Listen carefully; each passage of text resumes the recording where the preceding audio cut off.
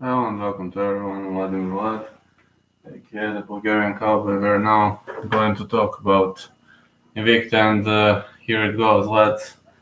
I will be live now, going with Invicta proceeding, and I can inform you that this is going to be a very, very fun, as I really much enjoy Invicta FC. I really, really much enjoy the promotion. We're gonna see which way is it going to go. So basically, I hope it's gonna be a very, very great card to watch. And Helen Peralta is fighting tonight, so nothing but respect for the champ, for Big Helen, Ashley Cummins. She is fighting for atomweight title, but my eyes are on Jennifer Chiang versus Helen Peralta, and Ashley Cummins 5'2", 105. Staying behind the jab, neutralize secondary shots, calculated, escalating aggression. These are trademarks of Ashley Cummins. Now they're describing her, describing her abilities, and we're going to see. Now Alicia Zapitella also describing her good sides. I got to say it's gonna be fun, Alicia Zapitella riding a score 7-2, 1-0 contest.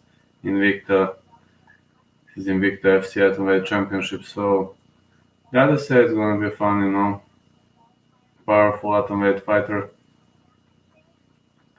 Zapitella is a great finisher and a great striker, so anyway, wherever it goes, it can't be bad. It has to be good. As this Invicta, we got this Invicta, I assume this Invicta and another Invicta FC competition until the end of the year. So Alicia half pin Zapitella, height 4'11", 104.4. Her reach is 60, and she looks like a real girl that trusts her own instincts, knows to get mean when necessary, and actually, from what I've seen about Alicia Zapitella, I can confirm that her striking might not be the greatest in the world, but she can handle a big blow, and she owns her own beliefs. So let's see which way is it going to go. I assume it's gonna be a great matchup. So we're gonna see. I mean, Alicia Zapitella, you saw that against Lindsey Van Zandt. Co-main event it is between Raquel Canuta and Lisa Verzosa. I don't know, man. I believe Helen Peralta should have been somewhere in co-main or main, but anyway. Bulgaria? It's cool, why? Cool state. So let's see. Lisa Verzosa riding a score of 5-1. It's Invicta FC Bantamweight Championship also. To be honest, the focus of my evening is definitely Helen Peralta. Let's see Raquel Canuta riding a score of 6-6. So we're gonna see which way is it going to go.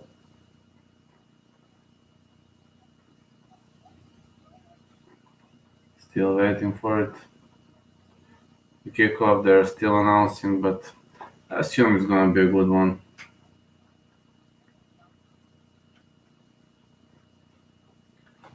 Verzosa versus Canuta is Invicta FC co-main event.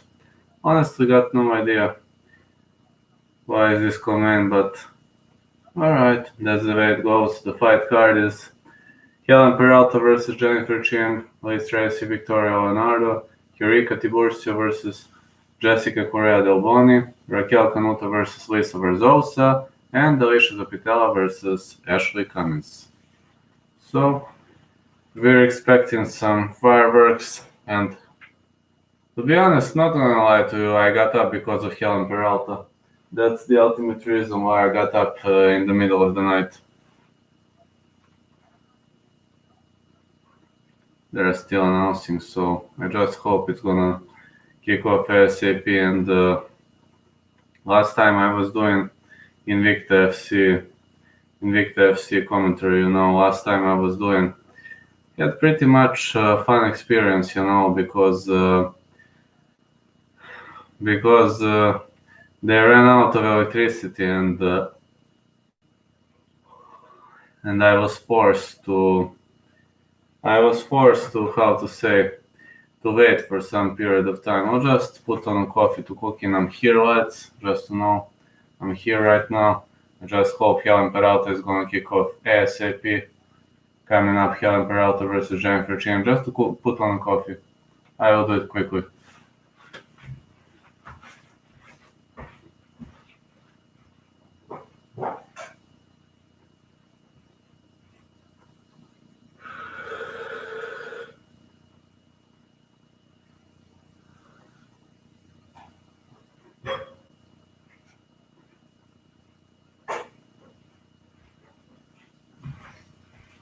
I'm still here, guys. Alright, it's Ryan UFC on Fight Pass, and just to make it, be back in 1 minute, just to know. Let me just announce Jennifer Ching is fighting against Helen Peralta. Helen Peralta is back UFC champion. She also fought at Invicta FC. As well as you can see, Jennifer Ching is a very, very powerful striker, so let's see which way is it going to go, and she'll probably try to keep Helen busy, and when it comes to punches, Helen is the ultimate warrior. Helen is so tough when it comes to striking, so let's see. Let's see which way is it going to go. I'll be back in 30 seconds.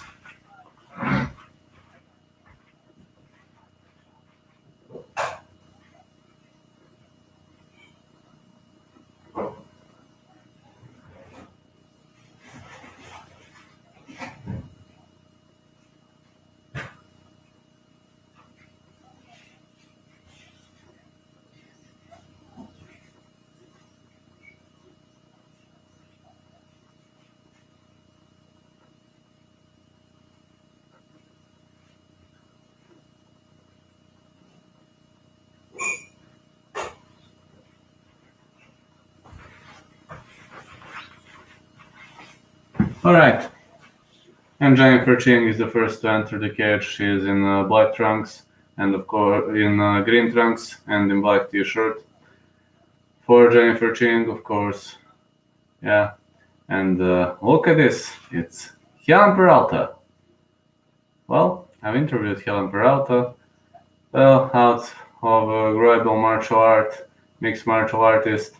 Well, I interviewed Helen Peralta, so I got used to watching Peralta in BKFC, ring. I also know a lot about her career, and she's right now gonna fight in. She's right now. Jansa is going to fight into Invicta FC, and yeah, these ranks look actually great. When you see Jansa wearing it. It's Helen Jansa Peralta. Look at her lovely tattoos here and also on the leg.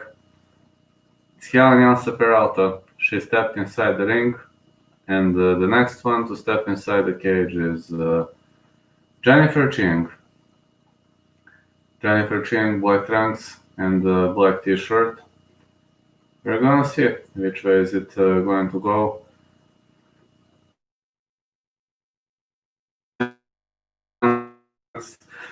For Jennifer Ching, Jans is waiting her inside the cage. So let's see which way is it going to go, as Jansa. Well, maybe we have less viewers today because CFFC is going parallel. Jennifer Ching is fighting out of Renzo Gracie Academy. She's a striker. You can find her on Instagram under Jenny CBK.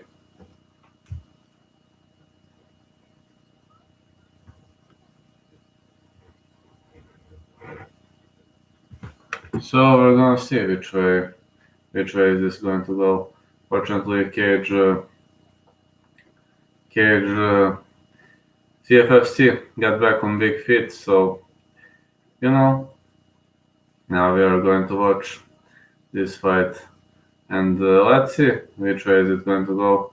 Darren Temple is now talking about the event. Yansa Peralta is inside the cage, just like Jennifer Ching. I just hope Peralta is going to defend all the takedowns. I know that she is the master of punching, but she is also a master of having fun too. I mean, she always replies when I post something, so Yansa is awesome. She is just an awesome person, you know. She's very fan-friendly. If you don't troll her, she will reply to you every single time. I mean, she is cool, very cool person. 32 years of age for Yansa Peralta, 34 years of age for Jennifer Chiang out of Micronesia, 5'5" for Peralta, 5'3" for Chiang. This is a catchweight competition. 65 is Peralta's reach, 64 is Chiang's reach. So, gonna be fun for sure. Peralta fighting out of Dominican Republic, Jennifer Chiang fighting out of Micronesia.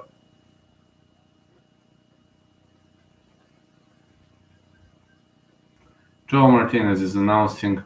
So, I'm gonna root for Peralta, as well as you know, this lovely girl gave me interview, so I can't root against her. I don't know whether this is 2 or 3 rounds. Peralta's MMA record is 2-1, 5'5", fighting out of Fairfield, Iowa. This is a 120-pound catchweight competition. And of course, she stepped in as a short notice. She didn't have time to drop the weight. Let's see, I just hope Peralta is gonna keep this fight standing. Jennifer Chin riding a score of 1-0, 5'3", and fighting out of Brooklyn, New York. So I just hope this is going to go well for Jennifer Ching too. And of course, I just hope Yansa is going to keep this fight standing. And of course, the referee in charge of this contest is Vance Swerdan. This is the most important match of the evening for me.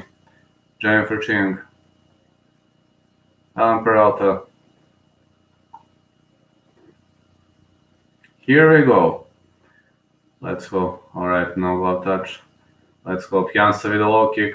Pretty much powerful low kick for Helen Peralta. Another one. I just hope Ching is not gonna take her down.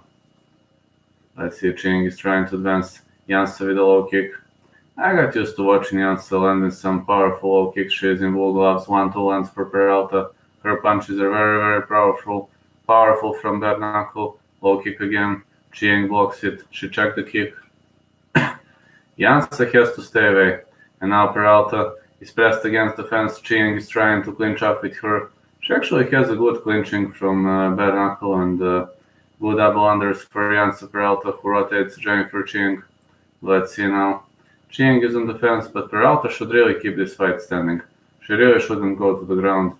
She should try everything she has to keep this fight standing, because she is better in punching for sure. A bare knuckle champion. It speaks a lot about her now. Peralta is trying to pummel her and land some knees, but it's not gonna be an easy job on Jennifer Ching. More pummeling. Oh yeah, knees to the body. Peralta is really doing a great job trying to out-pummel her opponent, and a good example of multi-clinch of Helen Peralta. More knees to the body. Oh yeah, big powerful punch. Good left hook for Helen. Helen is dominating as of now, and the low kick again. Helen is pretty much looking more powerful early on in the early stages of the fight. Ching advances forward, low kick Helen. And another low kick is missed by Ching. So let's see which way is it going to go. Right, left hook, another left. Helen Peralta is really picking her apart. Oh yeah, hook followed by spinning back fist. She missed, now she clinches up. I just hope Ching is not gonna take her down, as Peralta is pressing her against the cage. She is really showing some master skill control and cage control, and lands the left elbow. a pretty much good performance by Helen Peralta, who presses her opponent against the fence and she's now really trying so hard to teach her opponent a lesson, but it's kind of hard to land knees at Phil because her opponent is trying to go for a judo trip, but Peralta remains on her feet. She looks very much stronger with these powerful cage control sessions. Let's see, more punches.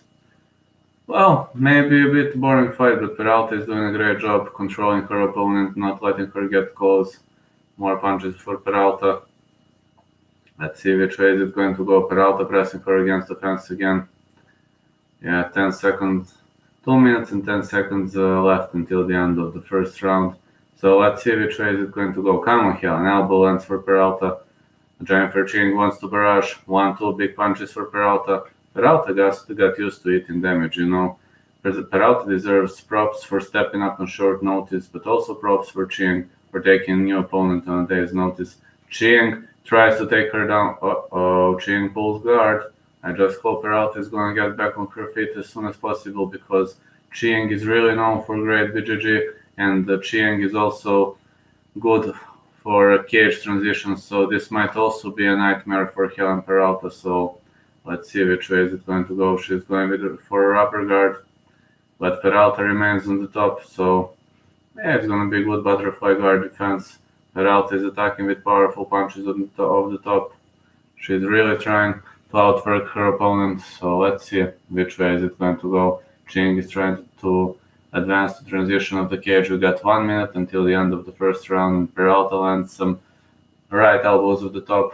Big powerful elbows, big powerful punches are landing for Helen Peralta as we're closing in the end of the first round. I just hope Ching is not gonna grab her into some kind of a submission, as she comes from Rento Gracie Academy. This only speaks about her Lally potential, so let's see. She'll now try to make a transition of the cage, but Peralta is very, very powerful. We got 30 seconds until the end of the round. Very much dominant performance by Helen Peralta, and she's winning this fight unless something unpredicted happens. She's definitely going to win this round. Got 20 seconds left. Peralta is doing a great job. She shouldn't be that much aggressive. She should just maintain the position. Now she advances to stack guard. Alright, Peralta tells her to stand up. She says, come on, stand up. Ching gets back on her feet. Big right for Ching. Peralta to the body, to the head. Good punches for Peralta, left hook lands. Alright, round 1 ends. I think Peralta won this round. Hold on a sec.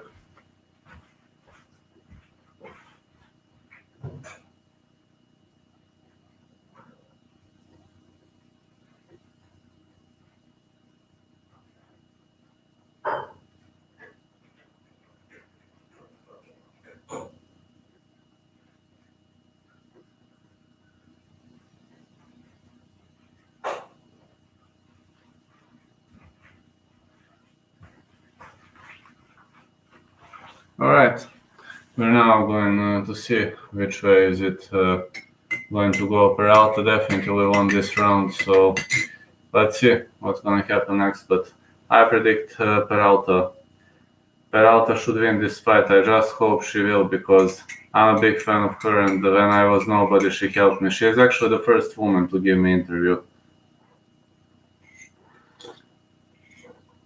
Helen is actually a very much fan-friendly person. So let's see which way is it going to go. I can tell it's going to be very, very fun to watch. So let us see. Helen Peralta is ready to fight again. And yeah. Well, Peralta continues. Now round 2. Low kick again for Jansa. More punches for Ching. She advances forward. She's really rushing forward. Big powerful bombs by Peralta, 3 big punches and another left hook. Oh, she's a master of that left hook, definitely. She learned it in bare knuckle, and got to say, one of the most powerful experiences, spinning back fist followed by hook. She's very, very entertaining to watch, you know. Jansa Peralta, very entertaining to watch with these powerful blows. Powerful punches are landing for Peralta. Punches to the head. Oh, what a great barrage of punches by Peralta. Peralta is pressing her opponent against the fence again. Well, good grappling performance, and Helen looks pretty much stronger early on. So let's see. Let's see which way is it going to go. But from what I've seen, Helen Peralta is actually doing a really, really wonderful job not letting her opponent control the cage, and we've seen a lot of action from Peralta. We've seen a really powerful performance, and from what I've seen, great dirty boxing and great clinching for Helen. Now she's really landing some big hooks off the distance. So we're gonna see. We're really gonna see which way is it going to go. So yeah, more short punches for Jansa. Let's see. Great clinching.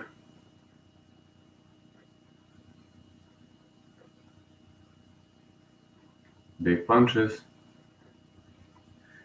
Good double unders for Peralta now. Single collar clinch, and she'll try to advance forward as Jennifer Ching is trying to defend pretty much well, but Peralta is doing a great job pressing her against the fence. Great spear elbow.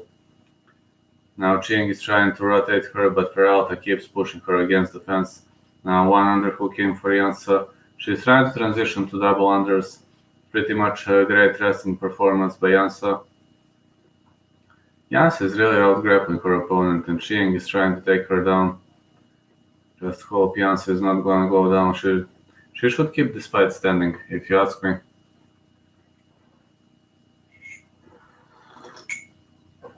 Jansa should really do everything she can to keep this fight standing, to keep this fight on her feet. Come on, Jansa, let's go. Big punches again for Jansa.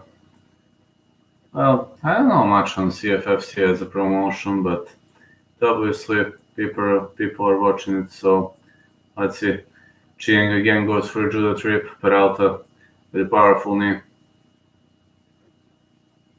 So let's see which way is it going to go. One underhook in for Jansa. Now she transitions to double unders, pressing Ching against the fence. More nasty blows.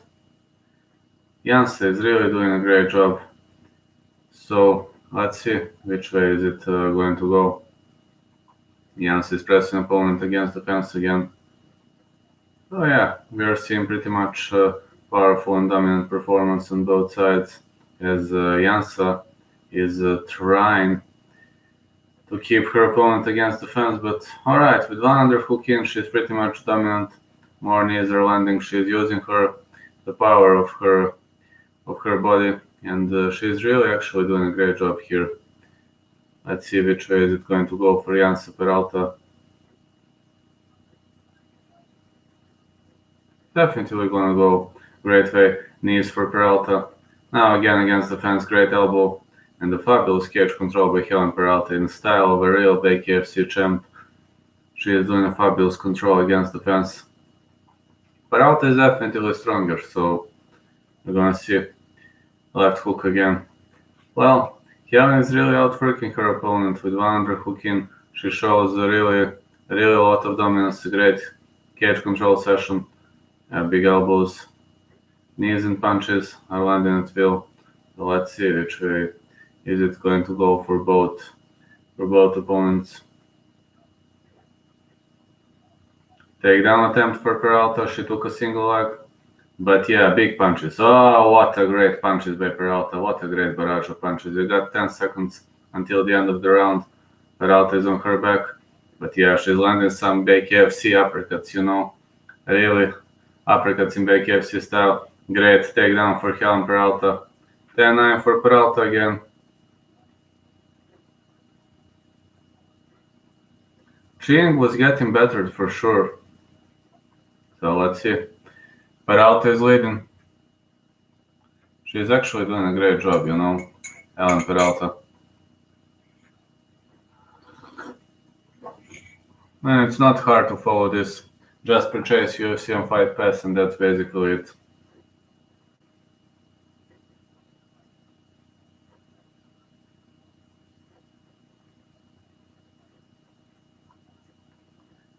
Let's see which way is it going to go. From what I've seen, I can say it's definitely going to be a good scrap, and I can say that Helen Peralta is going to throw some powerful bombs. So we're going to see actually. We're really going to see which way is it going to go. But Helen Peralta is leading 2-0, and she should just stay away from fighting this round. She's going to win for sure. Let's see. Jansa is a wise fighter, so we'll see which way is it going to go for Jansa. She was my first interview, so of course I'm gonna root for her. Jansa with a low kick again. Helen Peralta is actually known for good kicks from capoeira on great elbows, but she's predominantly a puncher and a powerful puncher. One underhook in for Peralta. Again, pressing against the fence, very much dominant performance. It's obvious that she is way stronger than Jennifer Ching, and this is going to be a very, very bad night for Jennifer Ching. Knee to the body, great grappling performance by Peralta. To be honest, I didn't know her grappling is so effective. More elbows and more knees for Peralta. I mean, her Muay Thai skills are really, really fabulous. I hope that other states follow suit with open scoring, yeah. So definitely Helen is paving the way for what should be a unanimous decision victory. She is definitely paving the way for something that should be a unanimous decision win, because she's really outworking her opponent. Great grappling by Helen Peralta. I knew that she had great punches, great kicks, but never seen her grappling against the fence. Never seen her showing some really powerful punch sessions, and we're going to go. Randy Costa first round KO. We're going to see that. Don't know, mate. I assume she's going to win, but first round knockout, and you never know. Anything can happen. So let's see. Peralta is again pressing against the fence, big knees. A guillotine choke. It's kind of standing guillotine choke for Peralta, but she really doesn't need to waste that much energy. 100 hook in. Yeah, great grappling control. Peralta is really doing a great job pressing her opponent against the fence, and Ching is raising her knee to defend from powerful bombs to the body. Short punches by Peralta. Well, maybe someone will say that this match is not much interesting to watch, and in some aspect I kind of agree, but the final result counts in the end, and it's very much obvious domination of Helen Peralta. So Ching attempted few judo throws, but she was unable to throw stronger opponent Peralta, because this was a fight on a short notice. And hats off to both girls for accepting it. I mean, Ching was slated to fight different opponents, so we're going to see. We're definitely going to see which way is it going to go. Bombs to the body by Helen Peralta. If this was a big KFC fight, it would have been so dominant victory for Helen, but great grappling, great power. I know Helen took 4 days off. She didn't fight at all for 4 days. She didn't train, and it paid out well for her. She even confessed that she likes to drink occasionally, so she's a very honest person, honest and honorable. And Jennifer Ching. She didn't fight badly, but thank you, man. Oh, thank you, Tyson. How are you, lad? I've got in this fight, I'm a big fan of Povetkin. I've got Alan Babic. I will reply to you in 1 minute 20 seconds. Just to finish Peralta, I will reply your question in detail. So now, thank you so much for this. So let's see. Peralta is pressing her against the fence, and we are going to see which way is this developing. Great grappling performance, pretty much great action by Peralta. All right, as Peralta is advancing forward and demolishing her opponent, we are now. No, I will elaborate now. Now, why I got Babic for this? All right, Helen is picking her apart. The fact is, for Povetkin, why I got Babic. You saw Dillian White. What was he doing? You watched that fight, and the truth is that Povetkin is The truth is that Povetkin is doing a great job with powerful short strikes, but against Dillian White, he was hitting these hooks. And the only reason I picked Babic, now I will tell you. When I had interview with Alan Babic, Alan Babic told me that his specialty is Fraser left hook, short Fraser left hook. Helen Peralta is picking her apart. We got 6 seconds until the end of the fight, and Helen Peralta with the powerful hooks, attacks to the body, and attacks to the head, great head kick by Peralta. The match is over. This is going to be 30-27 for Helen. Now to continue.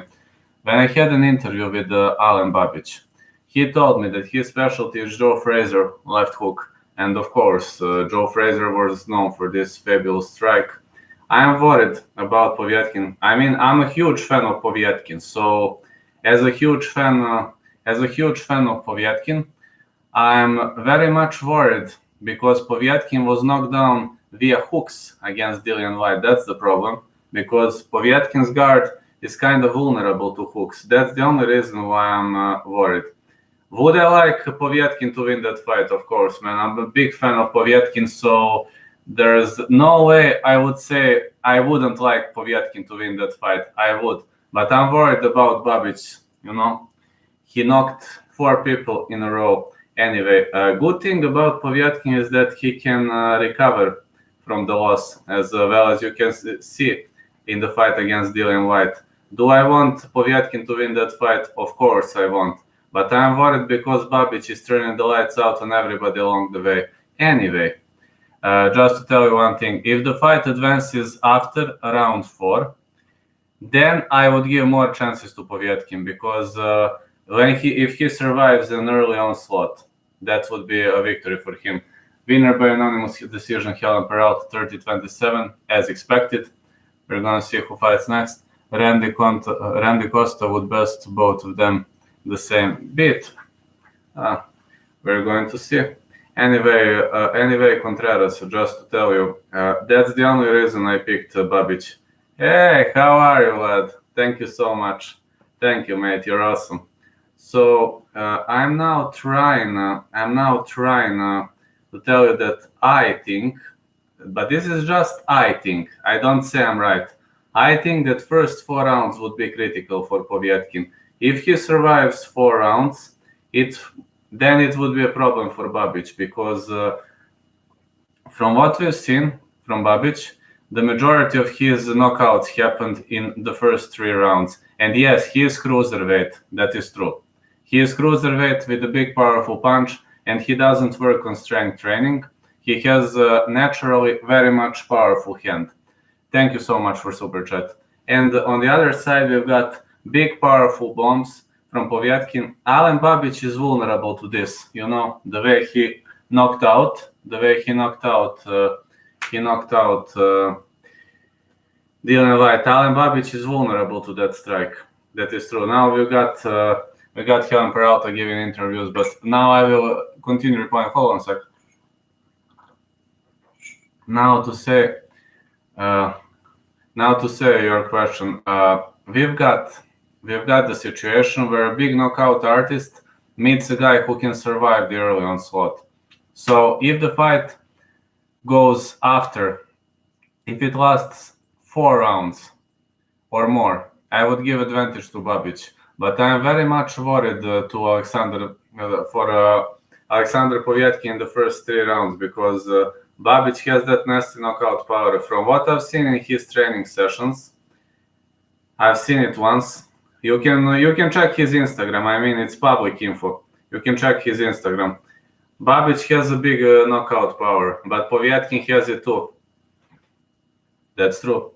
So, if Povetkin lands right on the button, or if the fight lasts longer, then I would say Povetkin. If the fight lasts 3 or 4 rounds, then I would say Babic.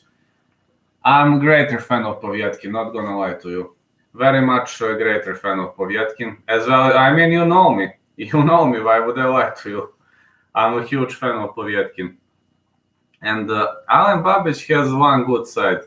He is here for the fans. That's something I really much appreciate about him. He is here for the fans, and he will always be here for the fans. So that's something I really and honestly appreciate at Alen Babic. So if the fight lasts for 5 rounds, I've got Povetkin. But if it lasts for 2, 3, 4, then I've got Babic again. Povetkin can survive knockdowns. It's kind of hard to survive Babic's knockdowns because he instantly puts people to sleep. But you are right in some cases that Povetkin and Dillian White is so powerful guy.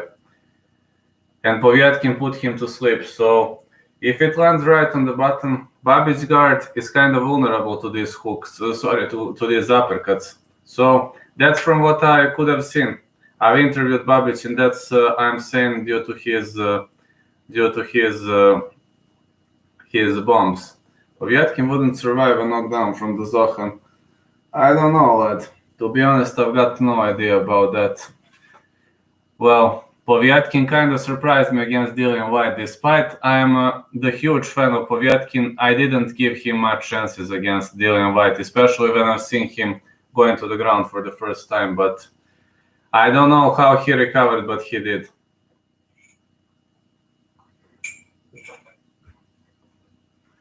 Yes, that is true.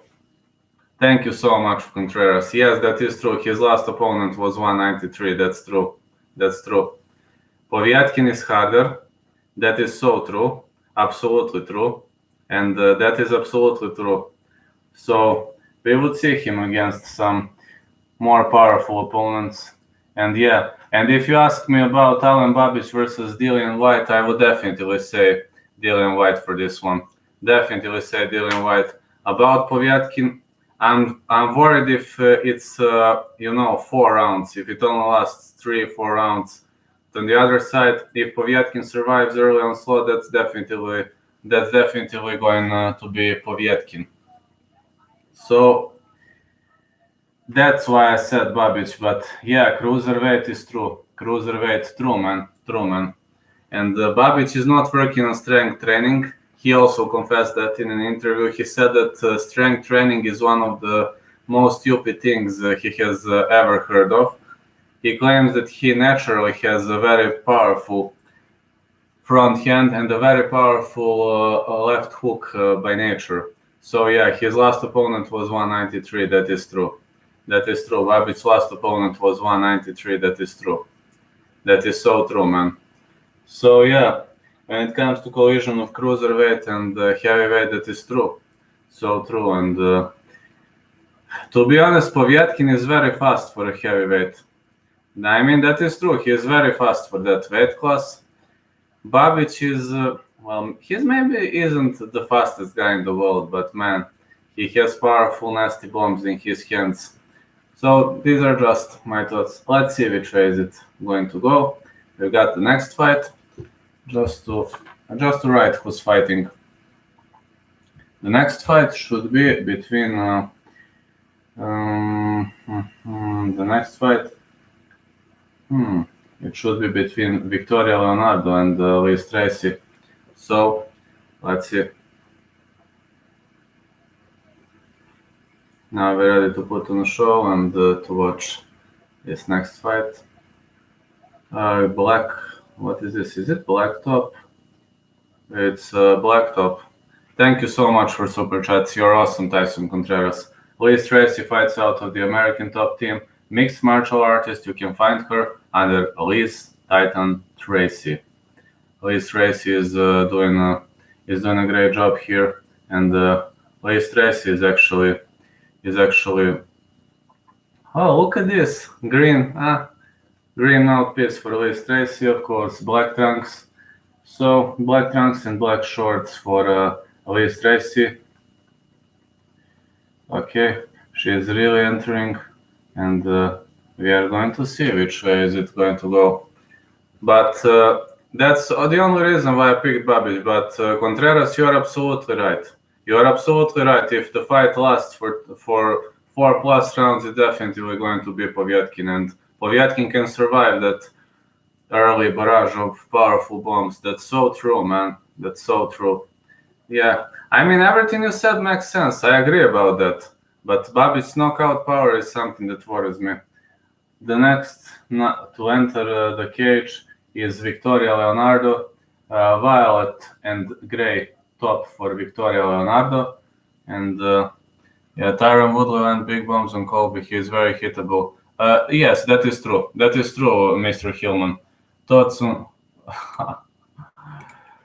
Not only Floyd Mayweather would kick his ass, but he would catapult him out of the ring. Victoria Leonardo, Elite Combat Sports Academy style MMA, Leo Fury 16. Alright, until fighters enter the cage, I will give some expectations. Mate, Floyd Mayweather would kick his butt so badly. He would kick his butt so badly that I can't even describe how badly would he kick his butt. Gray and black trunks for Victoria Leonardo. Gray and black trunks, and violet and gray top for Victoria Leonardo. I picked Colby for that fight, but the point is that Colby has issues with this, you know. And Tyron Woodley is not the knockout artist he used to be against Darren Till. Plus, Colby is right-handed, so I think Tyron doesn't have much chances to win the fight unless he lands a big right on the bottom. And against Colby, it's gonna be hard. You know what he did to Rafael dos Anjos? If Tyron switches strategy and fights like Kamaru Usman and does this all the time, you know, 1-2, 1-2, but that's not his specialty. His specialty is this weaving overhand right. So I don't think so. Liz Tracy, 32 years of age, 5'3", 125.3, 64 is her reach. Victoria Leonardo, 30 years of age, 5'5", 125.7, 66 is her reach. So I don't give Tyrone much chances against Colby Covington, which I also said in my predictions. But if he lands a bomb right on the bottom, anything can happen, brother. Liz Tracy, 5'3". She is fighting out of Portland, Oregon. Floyd Mayweather would kick his butt. Tyron's power keep Colby off of him. Feel like the threat of the overhand right from Tyron could keep Colby hesitant. Yes, it might. Technically, it might. Technically, Colby might stay away, but I am worried because of Colby's endurance. If the fight advances to the later rounds, you know which way is it going to go, especially in championship rounds. Victoria Leonardo is fighting out of Shreveport, Louisiana. So that's what I'm trying to say right now. I'm worried because of that. That is the problem. So yes, Tyron can win if he fights wisely. I mean, we're going to see, but I just don't give him much chances. But he can win if he lands right on the bottom. All right, fighters touch gloves. Leonardo is here, and we're having Liz Tracy on our right side. Oh, what a great front kick by Victoria Leonardo. Liz Tracy is trying to catch. She caught her. Victoria Leonardo is pressing Liz Tracy against the fence. Powerful bombs to the body. We're really seeing some powerful bombs here. And let's see which way is it going to go. Powerful, nasty strikes, and we are really seeing a big bombs here. Come on, lads, let's go. Knees to the body. We're all watching a lot of knees right now. Victoria Leonardo is chasing her, and Liz Tracy is trying to clinch up. Leonardo is like this, you know, kind of more like a boxing stance. She's doing this all the time, fainting. Oh yeah, great crescent kick by Leonardo, and the stiff jab. Leonardo is really doing a great job keeping her opponent on distance. Leonardo is trying to utilize this reach advantage. Let's see, Leonardo is doing a lot of hip movements. Liz Tracy ducks under a stiff jab, big left and the big right. And now we're seeing 1-2 combination seen by Leonardo, middle kick by Leonardo. Leonardo to the body, to the head. We're seeing pretty much powerful bombs here. Really nasty ones. Let's see which way is it going to go. High kick attempt by Tracy, but we've seen this from Leonardo. 1-2 missed by Tracy.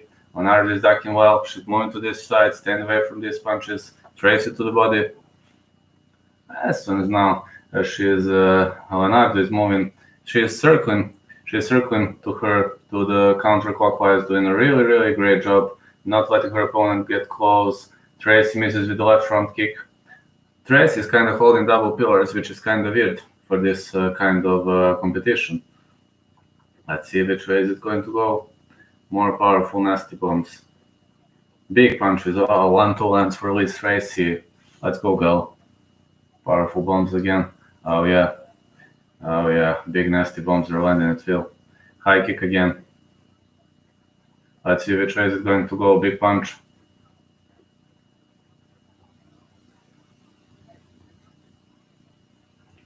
An uppercut. So let's see which way is it going to go. She's advancing forward. 1-2 again. Big punches. Come on, let's go. Let's go. 1-2 again. Let's see which way is it going to develop. Oh yeah, to the body. Again to the body. Let's see. Liz Tracy is really doing a fabulous job. She's really trying to utilize. She's trying. Whoa! Big right lands for Tracy. Leonardo was rocked for a sec, but she survived. High kick attempt by Leonardo. Tracy's pushing her away with these powerful bombs. 1-2 again. Weaving overhand right missed by Liz Tracy. Steve jab. Leonardo is doing a great job ducking under these strikes, but Liz Tracy's low kicks are not so powerful, you know. Oh, big punches. Let's see which way is it going to go. Big punches again. So powerful strikes. Uppercut to the head. Let's see. Liz Tracy is trying to punish her opponent with big right, but you know, we've seen good blocking from her opponent and another to the body. Let's see which way is it going to go. Come on, let's see. More punches. More punches on both sides. Let's see which way is it going to go. 1-2 again. 1-2. Come on, let's go. To the body. Oh, Tracy's picking her apart. 1-2 again. Leonardo is getting bettered. Kind of worried for Victoria Leonardo. Tracy shoots in. Double unders for Tracy. Liz Tracy is really trying to take her down with judo throw, but at the moment she's kind of unable. She's kind of unsure about takedown. Leonardo defends well. And Leonardo kind of raises her hands. Pretty much weird stance for Leonardo. And Deontay Wilder definitely would give advantage to Deontay Wilder, especially because of the way he turned he nearly turned the lights out on Fury in the first match. Great takedown by Liz Tracy, and now she is in a half guard. She is trying to get the advantage of the ground game, and Leonardo is digging for these submission attempts. She is trying to keep her off herself. I will reply on the break between rounds. So just give me 20 seconds to finish the round. So let's see. Liz Tracy is on top. She is real. Oh, what a fantastic sweep by Victoria Leonardo. And now her opponent gets back on her feet. Now she has the opportunity, as both of them are back on their feet. She is trying to catch her like here and trying to take her down, to drag her to the ground. Leonardo chooses to push her to the fence, and great escape by Liz Tracy. Break between the rounds. In the first match between Deontay Wilder and Tyson Fury, we've seen some big bombs, big hooks, and I remember the way he dropped Tyson Fury. Alen Babic, technically, he confessed in an interview that he is vulnerable to these hooks, you know, but to very wide hooks. Alen is not vulnerable to this, you know. He confessed this. I'm just saying what he said in an interview. I'm just saying what he said, so it doesn't have to mean I'm right. I'm just telling his words. Alen said that he might be vulnerable to these hooks, but when a fighter lands it clean and quickly. Deontay Wilder is very explosive. That's the reason why I believe Wilder might defeat him. Plus, Wilder's pace wasn't slowing down in their first match. In their second match, I don't know what happened to Wilder in their second match. I don't want to sound rude, you know, but I wasn't feeling like it was a real Wilder he used to be. He said something about the costume, and correct me if I'm wrong. If I'm wrong, feel free to correct me. So let's see. I'm trying to say that, I hope Sergey beats too. All right, round 2. Some judges say Tracy won the round, and say Leonardo won the round. Oh, big right. Let's see which way is it going to go. Dillian White. Yes, you are right. Big left hook, you know. And Alen is vulnerable to that. He confessed, what a big right by Leonardo. Leonardo is going forward. She's really rooting forward. A round kicked off, but I will reply as soon as I can. No worries. I agree about Dillian White. From what I've seen, I agree. He has very powerful left hook. He dropped Povetkin on 2 occasions. 1-2 again lands for Leonardo. But I think, what a high kick by Leonardo, right high kick. I believe that Povetkin has one of the best left uppercuts in the division. That's what I believe. Doesn't have to mean I'm right, but his left uppercut is good. For Serhi, I also hope he's going to win. I back that up all day long. So let's see. Trace is advancing forward. Oh yeah, we're seeing a great front kick by Victoria Leonardo. 1-2 again. See which way is it going to go. 1-2 again. Pretty much nasty bombs. 1-2. Tied for Elise Tracy. Elise Tracy is in dark blue top. Sorry, dark blue top, dark blue shorts. I kind of haven't seen well. Big powerful punch. So let's see which way is it going to go. Let's see. Low kick and a punch to the body by Elise Tracy. Another punch to the body. We're seeing a really, really powerful, nasty barbs on both sides.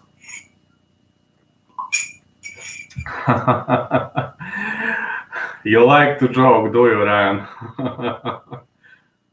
I can't even imagine that first round knockout victory. So let's see. Tracy shoots in. He took her leg. She took her leg, and Victoria gets back on her feet. Now she's controlling her. All right, she could drag her opponent down. Oh, she controls the back. Now, yeah. Valentina versus Cejudo. That's an interesting one, man. Well, I would root for Valentina here just because of. I would like Valentina to kick this guy's butt. To be honest, I would like to see Valentina kick his butt. I don't know, probably Cejudo because he is a male, but I would like to see Valentina kicking his butt. So let's see. Leonardo is again on the top, but great butterfly guard defense from Tracy. Now she goes for a heel hook. Now she advances. Move away, referee. She advances for a heel hook. Now Leonardo rolls out of it, and yeah, unfortunately, I think Cejudo would win, but I love Valentina, man. I would like to see Valentina kicking his butt. So let's see. Leonardo is one female, Amanda Nunes. So definitely Amanda Nunes. So let's see. Victoria Leonardo, another to the body and to the head. She fishes for Steve jab, Liz Tracy with the right hook. We've got 90 seconds until the end of the round. Tricia Cicero alive in this fight so far between Liz Tracy and Victoria Leonardo. Leonardo with a high kick, and now her opponent bounces back with one of her own. Now Victoria Leonardo with double unders. She's pressing her against the fence. One underhook in for Victoria Leonardo. Now she fishes for a single leg. Maybe it's time to go for a trip. And it would definitely be Amanda Nunes. Yeah, Valentina already submitted Cejudo to look it up on YouTube. I will look it up. Didn't know that. Thank you. Okay, I will just write it.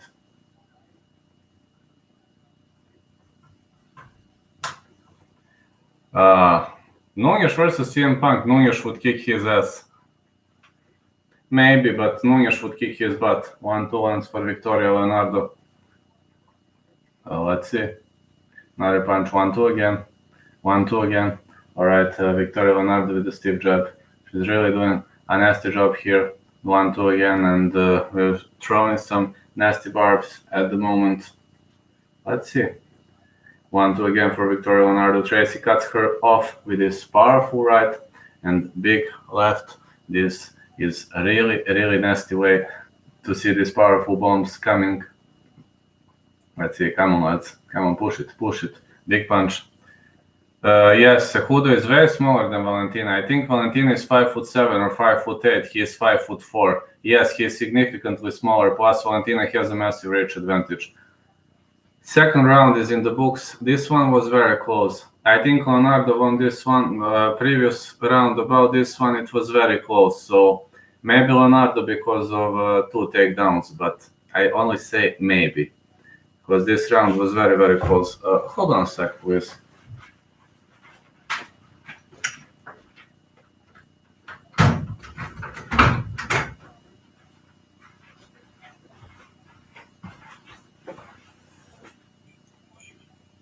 Valentina, definitely.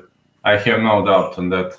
Valentina would kick his butt so badly, man. Maybe he would land a takedown or two, but Valentina is a good judoka, plus she is a so fearsome striker. He would get outstruck so badly, man. I think she would knock him out, believe me. CM Punk has good wrestling, but that's basically it. In boxing ring?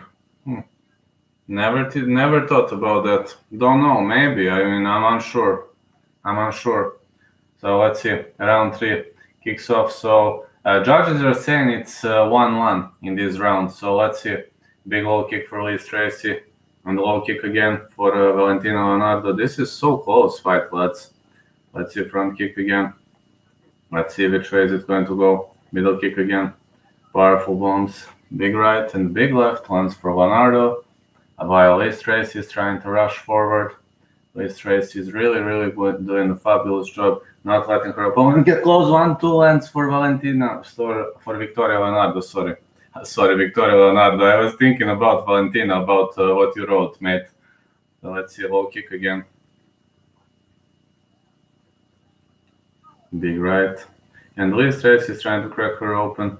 Big right and the big left. So let's see which way is it going to develop. We're seeing really powerful game by these two lovely girls. Stiff jabs. Well, fighters are very cautious. Oh, big left lands for Victoria. Liz Tracy looked stunned for a sec, but now an uppercut to the body and a big right to the head. Great level change by Victoria Leonardo. So Liz Tracy is really trying to advance. Whoa, big counter! This was a big counter by Liz Tracy. When her opponent attempted right low kick, Liz Tracy punished her with a brutal right here, with a brutal right straight here. But I don't know how Victoria Leonardo stayed on her feet. She keeps advancing. Liz Tracy is trying to stop her with these stiff jabs, doing a great job.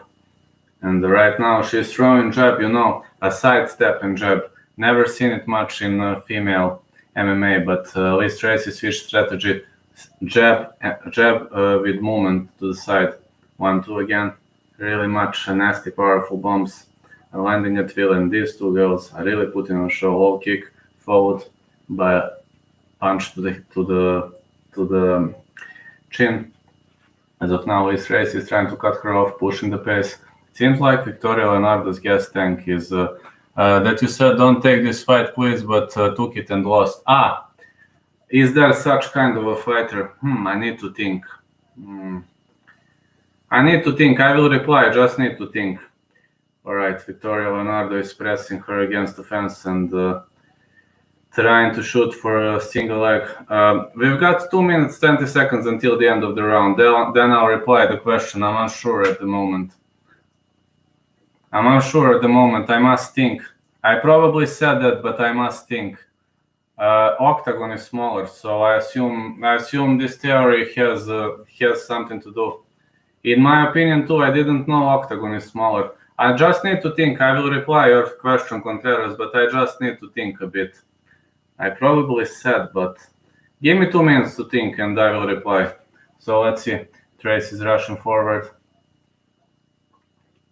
Low kick and now push kick to the body by Valentina Leonardo. Let's see. 1-2 is landing for Valentina Leonardo at will, and she's really doing a fabulous job here. So let's see. Pretty much nasty barbs, nasty bombs for Valentina Leonardo. Liz Tracy is cutting her off, pushing the pace all the time, and big right is landing for Leonardo. Really big, powerful right for Valentina Leonardo. And we're really seeing some nasty bombs here. We're really going to see which way is it going to go. Jose Aldo. Anything can happen, man. Well, anything can happen. It's an interesting theory. Big side kick lands for Leonardo. They've got 1 minute until the end of the round. And a great side kick for Leonardo, but Liz Tracy keeps pushing the pace. If she continues doing the same over and over, she's definitely going to win this round. 1-2 again. Going to see 1-2 again. She's advancing forward, and let's see which way is it going to go. 1-2 again is landing for Tracy. Let's see. big left again. 1-2, 1-2, 1-2. Oh yeah, front kick and 1-2, big punch by Lee Tracy. We've got 25 seconds left, and Lee Tracy is pushing the pace, but Leonardo is landing some big bombs. 1-2 lands for Leonardo, and again to the body. 1-2 again. We're seeing really much nasty barbs. We got only 10 seconds left. Now it's time to throw everything they can. Come on, girls, pick up the pace. Tracy is advancing forward. Front kick. Oh, high kick landed by Leonardo, but Tracy with a kick to the body. Leonardo fires back with one of her own. Oh, what a great round. You know, there isn't a fight I said, but there is a fight I say in the future. So, technically, listen, there is a fight, but I didn't say right now. I say don't accept it. This is this fight.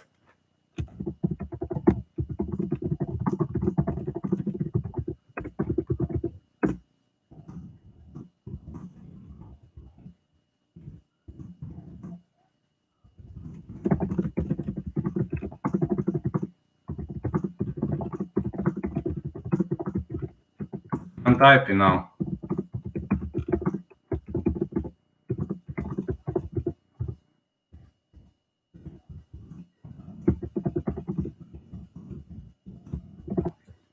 There is a fight in the future where that backs your statement up all day long. That's the answer to your question, Contreras.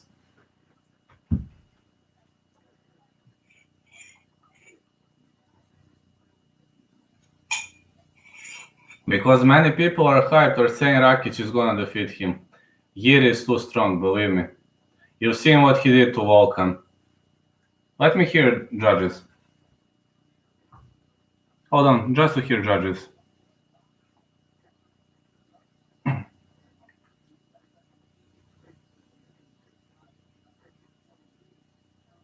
Come on, just tell me who win, judges.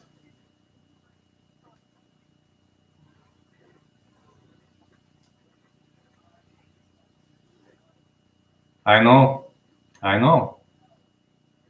Yuri is so strong, man.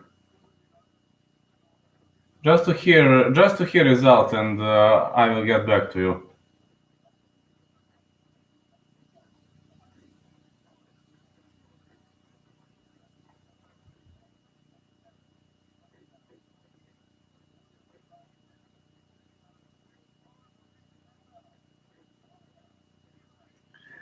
$29, $28, $29, $28, $29, $28 for Victoria Leonardo.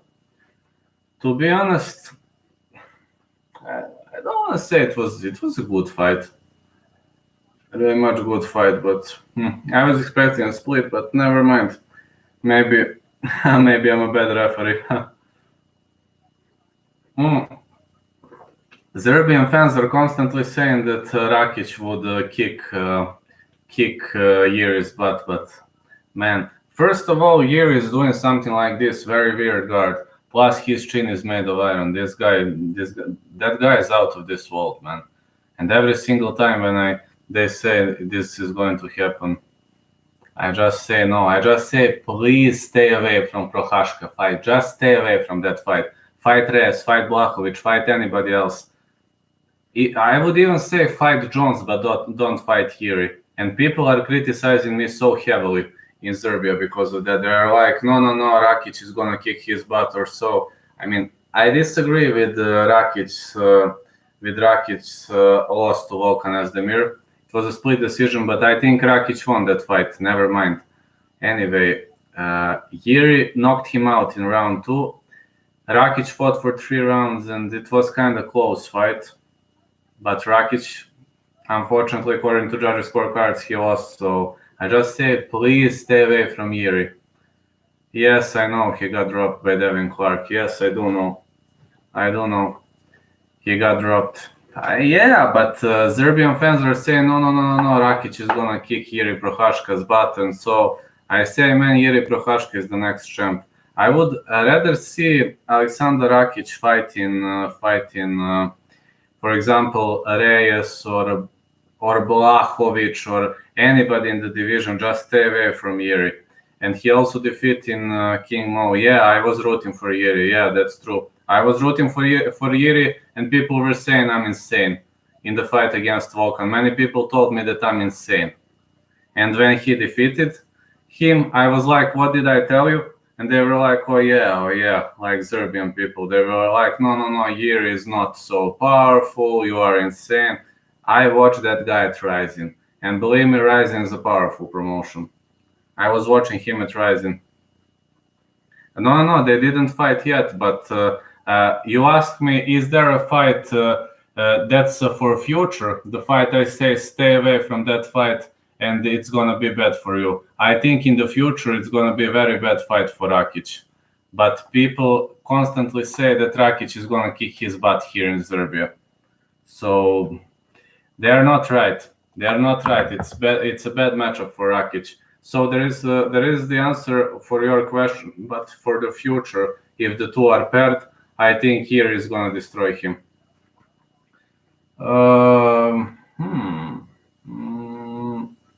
No, I just think it would be a good fight, but I think John Jones is better choice than Yuri. I think Yuri is going to knock him out, but John Jones would probably fight him for 5 rounds and outwork him, considering Rakic is a good fighter with a bit weaker cardio, but I don't think John Jones would knock him out. But Yuri is going to knock him out, and that's going to be a very bad night for Rakic. I don't think Rakic can defeat John Jones. Oh, that's a hard question. That's a hard question, man. Maybe Mareta, but just maybe. I would say Mareta, but let me see. Mareta gave John Jones a harder time. As much as I know, he lost via split decision, and Reyes lost via unanimous, I think. I think Reyes was fighting well for 2 rounds, and then his pace started slowing, and Mareta was keeping the pace he was pushing the pace for 5 rounds, I think. So in that fight, I would probably say give a very slight edge to Mareta Santos, but very, very, very, very slight edge. I assume 5-round war, yeah, Santos knocked out Blachowicz, and Reyes knocked out Widman, and who else? Don't remember now, but Widman is not at his prime right now. Maybe I would give advantage to Mareta Santos, maybe. And yeah, Yuri versus Volkan, I was rooting for Yuri, and people said I'm insane. I said, listen, that guy is dangerous. I watched him at Rising. I mean, I watched 5 or 6 of his fights. Don't remember all the opponents. Span versus Walker. Walker strong in clinch when Span likes to fight. That is so true. Well, if the fight lasts for 1 round, that's going to be Walker. He is dangerous in first round, eventually second round. If the fight advances to later rounds, it's going to be Span. I mean, just my thoughts, of course. But I don't know. Don't take this offensively, but Walker likes to climb on his high horse, and that's a very bad feature. He thinks he is, he's a big dude now, and that's just not the way it goes, He needs to, he shouldn't be in the air that much, That is true. So let's see now. Fighters are going to kick off soon. This fight is going to kick off soon, and I just don't take this offensively, but that's what he did after 3 knockout wins in a row, and Corey Anderson dropped him later. Let's see, she's taking off her white t-shirt, and this is kind of combined, the red, orange, and no, this kind of combined red and white t-shirt. Oh, this is gonna be a good scrap. Look at this. Erika Tiburcio, team is Unico Hanover, PGG style. Erika Tiburcio on Instagram. Well, that's true about Johnny Walker. I mean, listen, I like Johnny Walker, but you can't behave like that against the greatest guys in the division. Simply not gonna go that way. I mean, all right, you won 3 fights, fine, no problem, you won. But man, don't fly too high. Just John Jones has never flied too high. You know, he was never flying too high. John Jones was always saying, "All right, I'm the champ, but okay." He was paying respect to most of his opponents, so he wasn't losing. You know, he wasn't losing because he was ready. Now let's see. Enrico Tiburcio is in combined red-white top and trunks, red-white t-shirt and trunks. And now it's time for her opponent. It's Jessica Delboni. Jessica Delboni in a black t-shirt and black trunks. Yes, that is Jessica Delboni.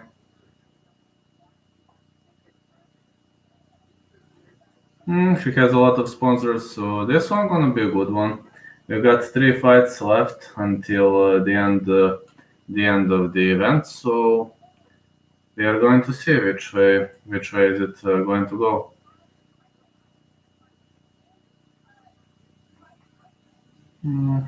Spank has been KO'd by middleweights, but Walker was Corey Anderson's first KO in a long time. Yes, that is true. But anyway, it really depends on which way the fight is going to go. I assume if Span takes him down that he is going to have an advantage. But we can see a very short fight, or we can see a super exhausted Walker in round 3. It can only go in 2 ways, and if it advances to the later rounds, it's gonna be a span. But if Walker knocks him out in round 1, it's gonna be interesting. Jessica Correa Delboni, Team Parana Valetudo, Style MMA, Instagram, Jessica D MMA. You can find her there. She's really, really a great fighter, and you can find her there. We're gonna see which way is it going to go, and gonna be a good one, really, really good one. Let's see. From what I've seen, gonna be a very, very interesting scrap, and I'm seeing it. Hold on a sec. Sorry, lads, for a sec, please. Okay, just had to disconnect phone. This internet not strong enough. I had to disconnect phones. Sorry. Okay, it's disconnected. Right, we've got Jessica Delboni versus Enrico Tiburcio. Jessica Delboni in black top, black trunks. All right, black top with a light blue decals, light blue and I think yellow decals for Jessica Delboni. We're going to see which way is it going to go. So I assume it's going to be entertaining scrap for both of these girls. Enrico Tiburcio, 27 years of age, 4'11", 115. 115 is her weight, 161 is her reach. Jessica Correa Delboni, 5'1", 115.6, 62 is her reach. So let's see. I assume this one is going to be a good fight, but let's see. Joe Martinez is announcing. Fighting out of the blue corner, Enrico Tiburcio is fighting out of Boston, Massachusetts. Dan Peralta was my guess, so yeah, we're gonna see. I assume it's a very, very much good fight.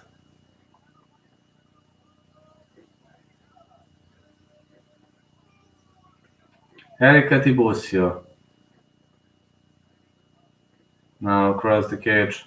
Randy Costa is next level striking to Jordan Newsom. I also rooted for Randy, so we're gonna see. Well, big reach advantage doesn't. Alright, Correa Delboni out of Rio de Janeiro, Brazil. Big reach advantage doesn't have to mean he will be having a super advantage, but of course, his striking is better. That's true. I mean, you never know. I mean, what if the fight is taken to the ground? You never know. Two men are fighting, so anything is possible. But technically, yes. So let's see. Jessica Delboni. Erika Tiburcio. So let's see. Tiburcio is holding her hands very much low and kinda true, yes. Yes, kinda true. About reach, yeah, long strikes. Low kick lands. Pretty much a good low kick to open up for Jessica Delboni, and Tiburcio misses with the right hook. Yeah, another low kick by Delboni. Delboni is really doing a great job here, and another one. Pretty much powerful low kick, middle kick again. Now low kicks are landing for Tiburcio. 1-2 for Tiburcio. Well, Tiburcio looks very cautious in the early stages of the fight. Yeah, 1-2 again. Let's see. Let's see which way is it going to go. Low kick again. Whoa, 1-2 again for 1-2 again for Erika Tiburcio. But the clash of two Brazilian fighters, and great stiff jab to counter a low kick. Got to say it was a really nasty stiff jab, pretty much a good counter by Erika Tiburcio. Left hook for Tiburcio. Delboni advances forward. Delboni is always ready, Delboni wants to fight, and she really wants to keep her busy, with these powerful, nasty strikes. So let's see which way this might advance. As we're seeing very much tactical battle. 1-2 for Delboni. Delboni is firing back with straight punches in the counter, and she's retreating, firing back with straight punches. And we're seeing Jessica Delboni attacking a lot here right now, but Tiburcio is also staying away. She's moving counterclockwise, running around the circle, staying away from these strikes. Low kick and a big punch to the head. Big, powerful, nasty punches by Delboni. She's very, very fast. We haven't seen a knockout in these fights, but it doesn't have to mean fights are boring. I mean, Helen Peralta did a great job for victory, and I'm pretty much happy because she won. I actually woke up because of her, but when I woke up, let me watch the whole event. Great level change by Delboni. Tiburcio is fired back with few punches on her own, and fighters are fighting wildly. They're really landing some big shots, punch to the body. So let's see which way is it going to go.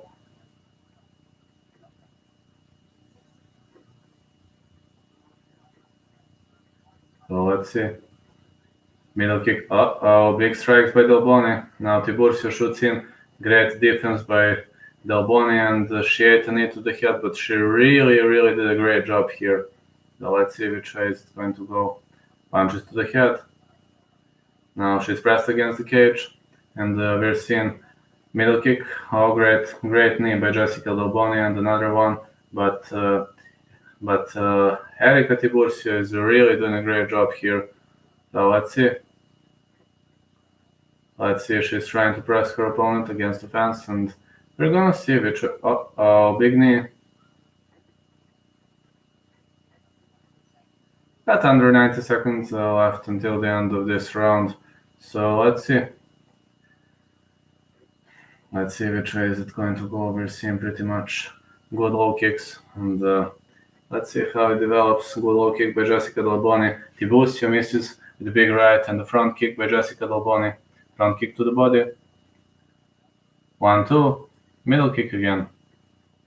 1-2 again. Big powerful barbs, big powerful punches. These two girls are firing some really nasty bombs. Let's see which way is going to go. Come on, lads. Big punch to the body. Low kick again. Let's see. Let's see which way is it going to go. 1, 2, 3. Jessica Delboni is pushing the pace, which is good, Jessica is doing a great job pushing the pace. 1, 2, big punch. So let's see. Let's see a low kick again. Let's see which way is it going to go. 1, 2, 3. So let's see. Middle kick again. It shoots in. Tiburcio is pressing her against the fence. And now one underhook in for Erika Tiburcio. She's trying to trip her. She's fishing for Kouchigake. Let's see. Knee. More knees.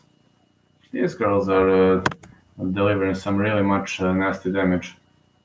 Oof, this round is in the books. I don't know. I think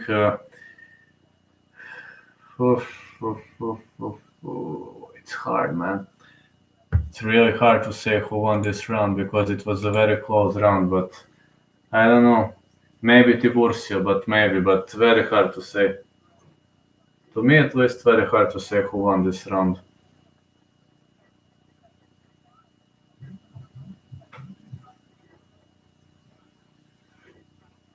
Hold on. Alright, I tried to connect my phone, but what the heck?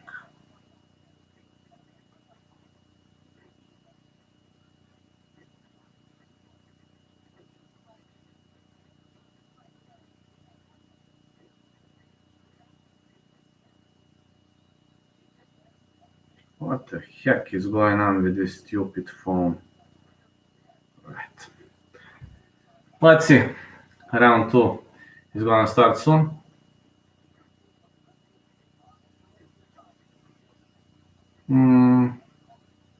I rooted for Price, but I love Cerrone. You know, Cerrone is on a cold fight, is on a cold skid. That's the only reason why I rooted for Price. But I prefer Cerrone, of course, but he's on a super cold streak, so that's the only reason why I rooted for Price. So let's see. The fight is underway.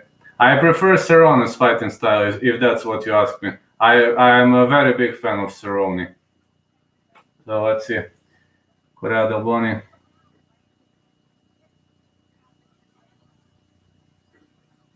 So let's see. Erika Tiburcio is trying to do a really, really powerful job, and she's landing some nasty low kicks. Erika Tiburcio is trying to deliver some low kicks, but Del Boni not letting her. Oh, great rabbit punches by Del Boni. Very much short strikes. The big right. Big right by Correa del Boni. She shoots in. Oh, what a great sprawl by Tiburcio. What a great sprawl by Correa del Boni. Sorry. Fabulous sprawl by Correa del Boni. Tiburcio is probably going to shoot in again. She fished for that big right, but she was unable to land.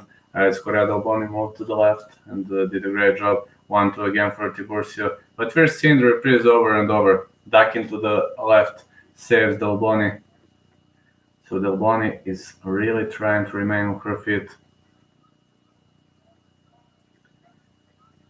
You know, when you miss so often, one of the fighters is going to waste too much energy when she misses, and it's obvious that Tiburcio is missing wildly. Del Boni rocks her with the big right, and the big right again. Tiburcio fires back. We're seeing a wild exchange, and now fighters are on the fence.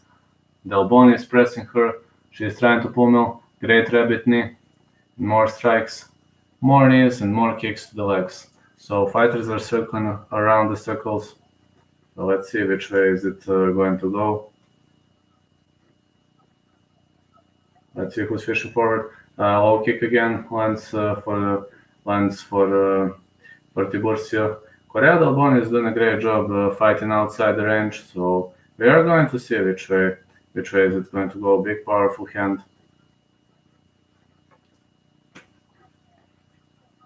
Whoa, big weaving overhand right and a knee to the head. Great, powerful strikes by Tiburcio, but Del Boni with big right.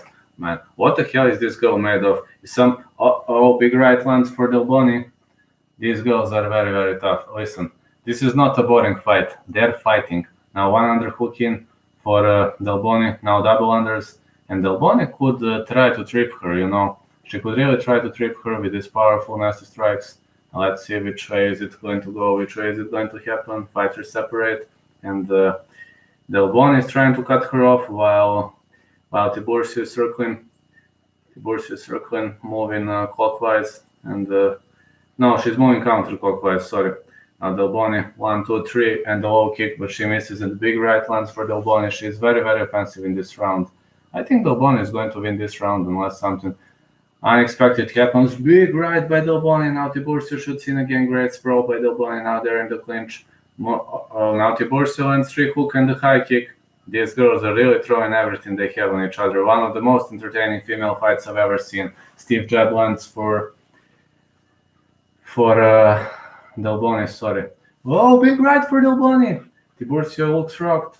She moves counterclockwise, doing a really, really great job here. The big right again. The big right. Now, Tiburcio was trying to go for a knee to the head, but she was unable to. Great striking exchange on both sides. Really enjoy what I'm seeing. I'm really enjoying what I'm seeing. Really, really powerful, nasty bombs, and we are seeing more barbs, more low kicks on both sides. These two girls are great. They are really great. Big punches, big bombs. Great level change by Delboni. Big counter right. Correa Delboni looked pretty much shaken out of this right low kick by Tiburcio. Both of these girls are still standing. What are they made of? I think their cardio is out of this world. They are fighting non-stop. They didn't stop and they're still moving. 1-2 again for Tiburcio. Correa Delboni rushes forward. Let's see which way is it going to go. Kick to the body and the kick to the head. So let's see. More powerful, nasty shots. Let's see which way is this going to go. Big right. So we're seeing nasty barbs. Big right again for Erika Tiburcio. They continue landing some big strikes. Delboni with the big right. It's blocked. Big left for Delboni. Blocked again. This round is in the books. 1-1 would be very fair. If you ask me, 1-1 would be very fair for this fight, but I don't know yet.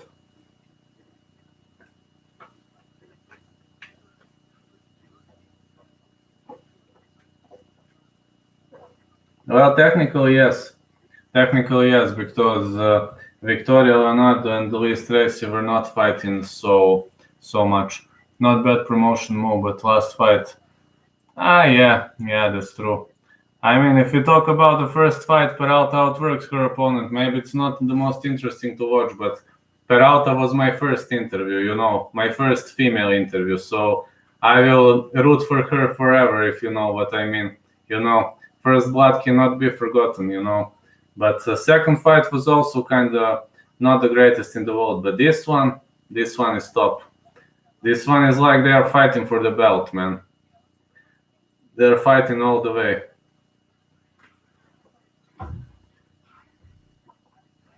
Yes. No problem. Enjoy, man. I mean, we have different tastes. So let's see. Fighter start gloves, round 3 kicks off. I will reply, just the round is underway. So let's see. Fighter start gloves. Let's see. Delboni is rushing forward. Yeah, one referee says it's 1-1, and the others gave 2 rounds for Correa Delboni. Weird. Oh, big right. And another right for Delboni. Middle kick.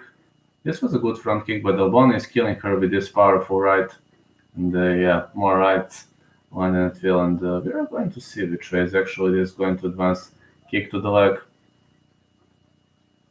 Jessica Delboni is really, really powerful here, and she's really doing a fabulous job. In the low kick again.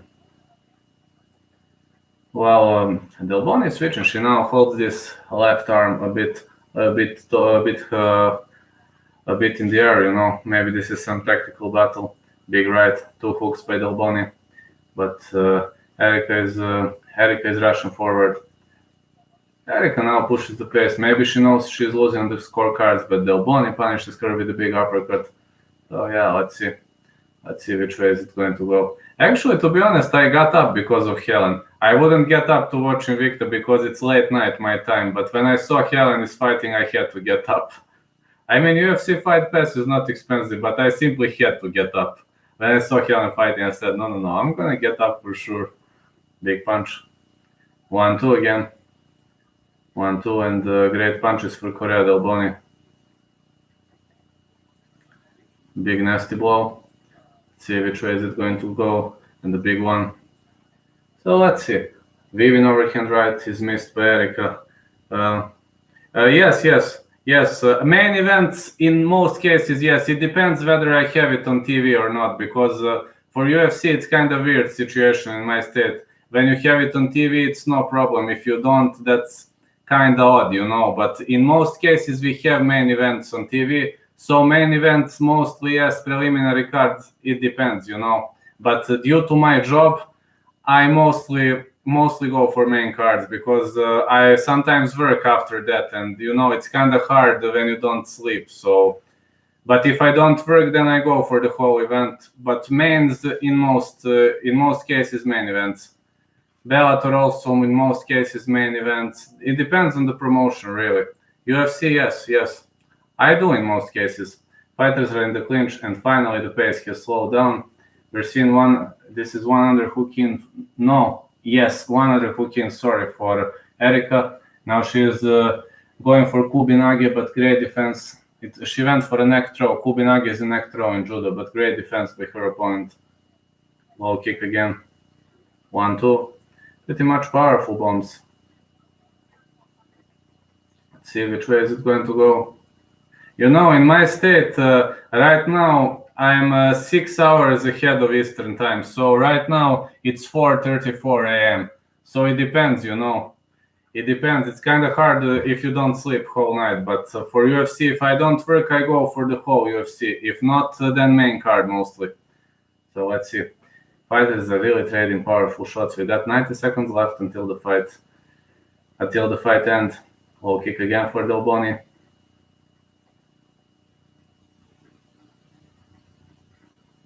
Pretty much nasty bombs here. Come on, girls, show us the lesson. I know, but when you love something, love knows no limits. Yeah, but it's not hard. When I sleep, for example, 2-3 hours and get up for main event, that's not hard. Then I can work all day long. That's not a problem. 1-2 again, once for Correa Del Boni. And the knee to the head. Got 50 seconds. Big punch again. Whoa, big win! Big win in Barica! Oh, Correa Del Boni is still on her feet, man. I would have been rocked 10 times after that overhand, but that girl is tough. She's having temple made of iron. Her temple is definitely made of iron. Let's see, 25 seconds left until the end of the round. 1-2 again. Fighters trading stiff jabs. Let's see, middle kick. 1-2 again. Big punch. Oh yeah. Erica rushes forward. She's really trying to knock her out. One of the best fights I've seen when it comes to females MMA. One of the best stand-up affairs I've ever seen. High kick missed by Del Boni, and now her opponent shoots in. Erica takes her. No. Actually, Erica went for Kubinage, for neck throw. I don't know how Del Boni defended that throw, but she defended it. I mean, she fell on her head but defended the throw. This is the first time I've seen this moment. I don't know what she did, but she defended Kubinage, so... I don't know. I think Del Boni won, but let's see. I think it's going to be a split for Del Boni. Because I've seen the scorecards and... I've seen the scorecards and... technically, I can say that she won the fight. But of course, maybe I'm not right. You never know, but these are just my thoughts.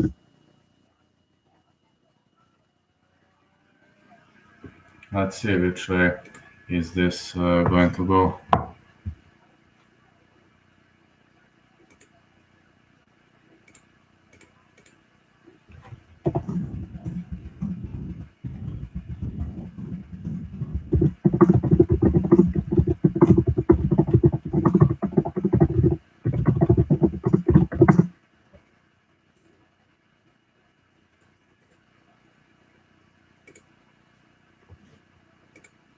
Let's hear the results. 30-27, 30-27, 29-28. Del Boni, probably. Jessica Del Boni.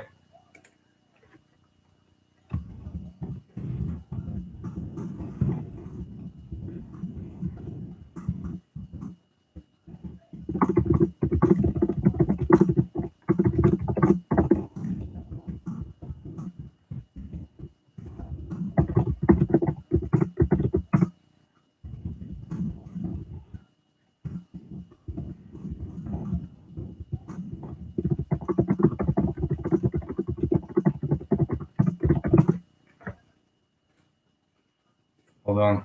All right. If I forgot to answer, okay, I'm just checking something. We'll quickly do it, lads. So I'm just checking something quickly. Let's see. I'm doing with this Invicta. Hold on, lads. Just a bit, lads. Just checking something. Okay. Yeah, that's kind of very inconvenient. I understand it's kind of very inconvenient, and yeah, it's hard, man. I just go on 30 seconds. Give me just 30 seconds, please. Just to hear.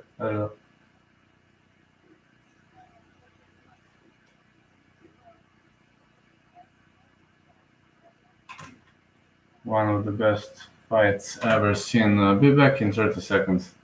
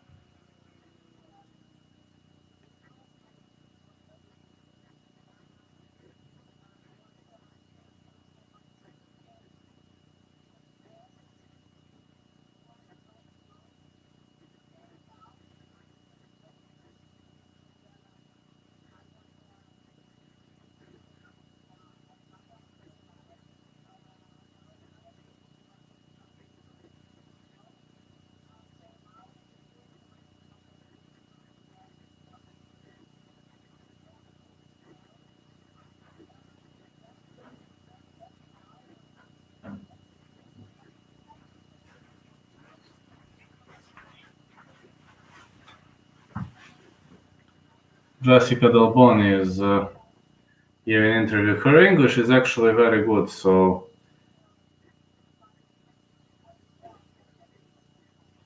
she plans to fight for the belt. It's gonna be interesting, in this division, and yeah.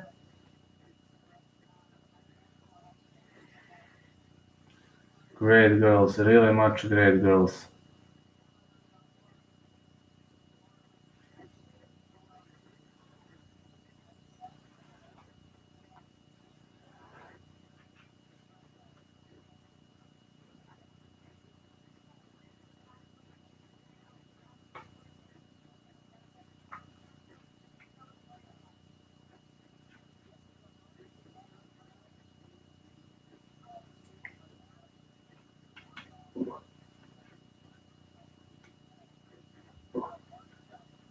To evolve fuel in Invicta athletes. I didn't know about that. Kinda sounds interesting to me. Alright, this is break between rounds. Sorry, break between matches. Sorry, I don't even know what am I talking about. Sorry lads, it's 4:40 a.m. so just don't take this wrong, but I'm kinda a bit shaken. Alright, we're going to see which way is it going to go. So we've got Raquel Canuto versus Lisa Verzosa and Ashley Cummins versus Alicia Zapitella.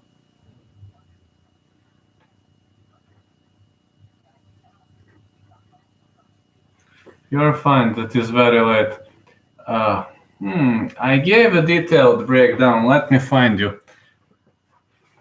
I gave slight advantage to Khabib, but I believe Getty could surprise him. I will send you now. Hold on. Just to find it. Give me 15 seconds.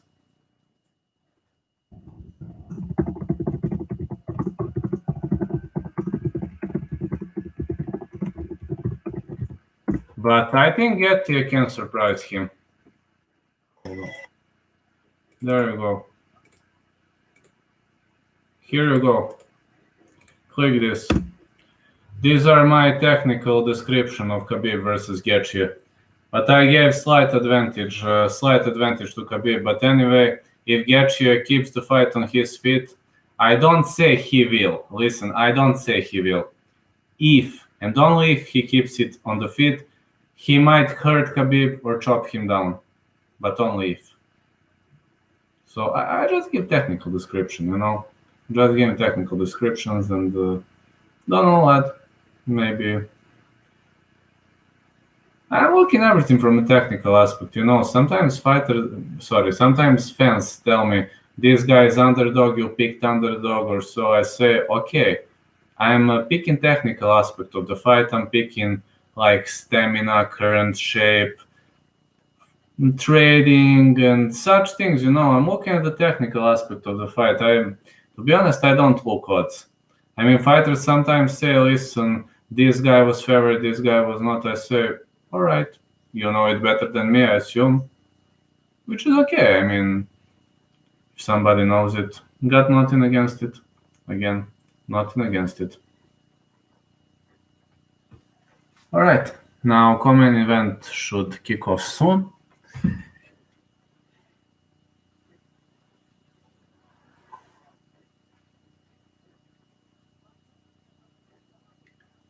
Raquel Canuto. Raquel Canuto, this is green, black, and yellow. Green, black, and yellow t-shirt, green, black, and yellow trunks. No, or it's only green and black. Yes, green and black t-shirt, green, black, and yellow trunks for Raquel Canuto.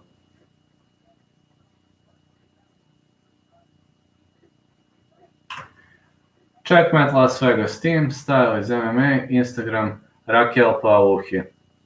Alright. Raquel Pauluhi, she has probably changed her name, didn't know about that.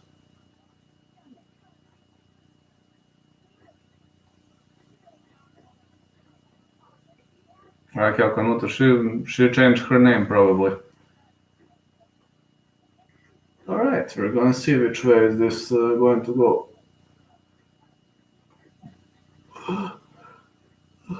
Sorry guys, very late here, don't get me wrong.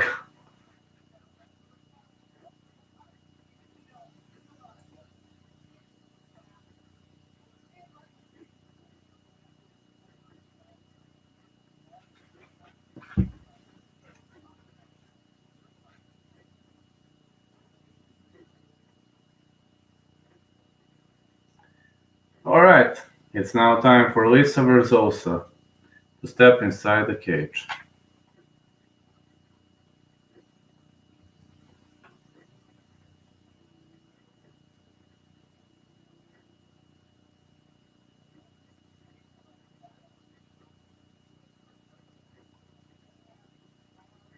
Lisa Verzosa. Lisa Verzosa is in black t-shirt, black, white, and violet t-shirt for Lisa Verzosa. I don't still see trunks. I'm gonna see. I assume it's black trunks for her. Assume this girl is in black trunks. I'm sure yet. Yes, black trunks for Lisa Verzosa. Black and white trunks and black and white top. Team is the base Tiger Maltai. Her style is Berserker. Actually, haven't seen Berserker for a while. Battle Angel 1, 2, 3, 2. All right, we're going to see which way is it going to go.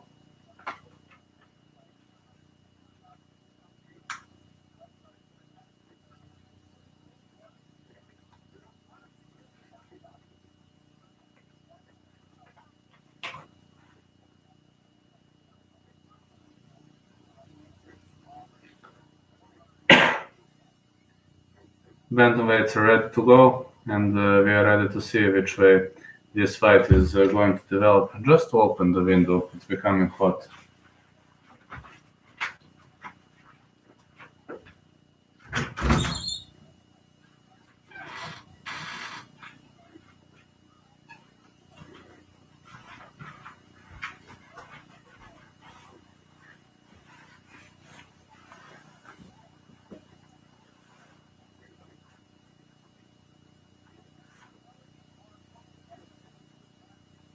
So let's see.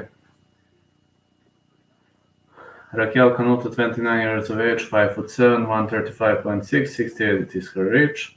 Lisa Verzosa, 5'6", 134.9, 68 is her reach. So we're going to see. And we're going to see Raquel Canuto.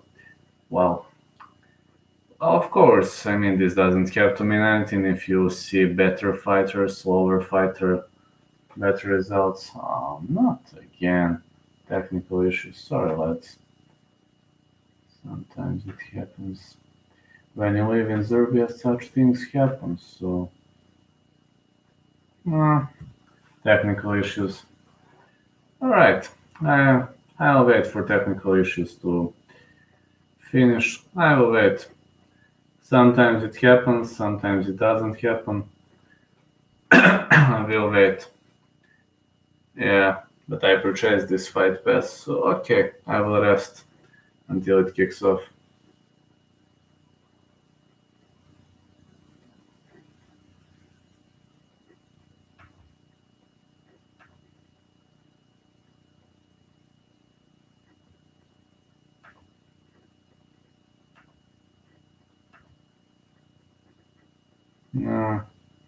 I don't know, slight technical issues, alright. I hope this will settle up. It froze. The screen froze, so we'll see. The screen froze, so I'm facing slight technical issues, and until it gets resolved, I will wait.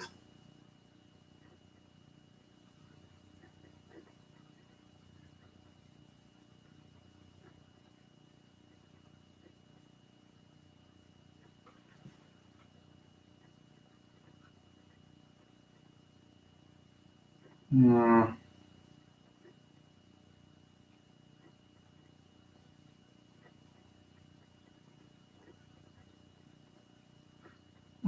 Still technical issues. Hope it gets resolved soon. But when you live in Serbia, such things are normal.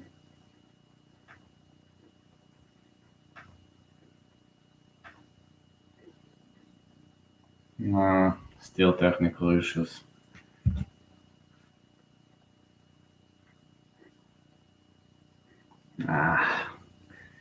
Alright, then I'll wait. What else could I do? I can only wait until this resolves.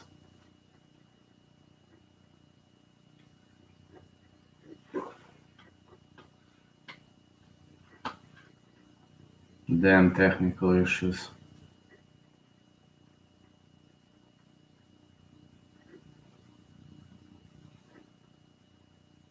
Alright, I'll wait until it gets resolved.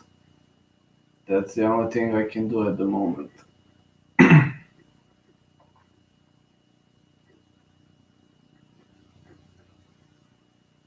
Sorry, lads.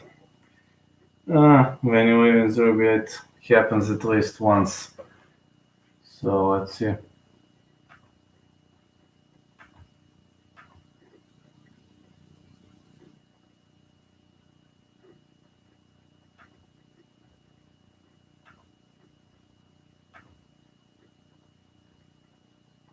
Stuck again.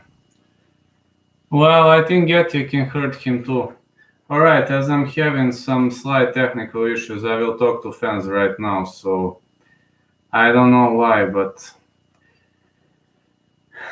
we're having some issues here. We're having some technical issues. UFC Fight Pass froze, I don't know why. So let's see, yeah, Getty can hurt Khabib if he keeps the fight on the feet, leg kicks, uppercuts, hooks. Yeah, that's true. That's true, he's better on the feet. But if Khabib takes him down, it might be a very bad night for him. Anyway, come on, is this UFC Fight Pass gonna work or not? When you don't have it on TV, it happens all the time. When you have it on laptop, when you have it on TV, it rarely rips. Khabib's competition level in UFC at lightweight. He hasn't faced many big guys. Yeah, technically agree because he fought. He fought Barboza. He fought. All right, McGregor. All right, he was a two-division champ, but not the greatest name in the world. He was facing some names, but maybe not the elite dudes. Don't know. He out-wrestled majority of them, but he actually sounds like a real challenge. He hasn't fought Tony Ferguson too, so I assume it's. I assume it was a good way to go, definitely for him. So you never know. I mean, you really much never know which way this could go. But I assume it was it makes sense what you say. I assume.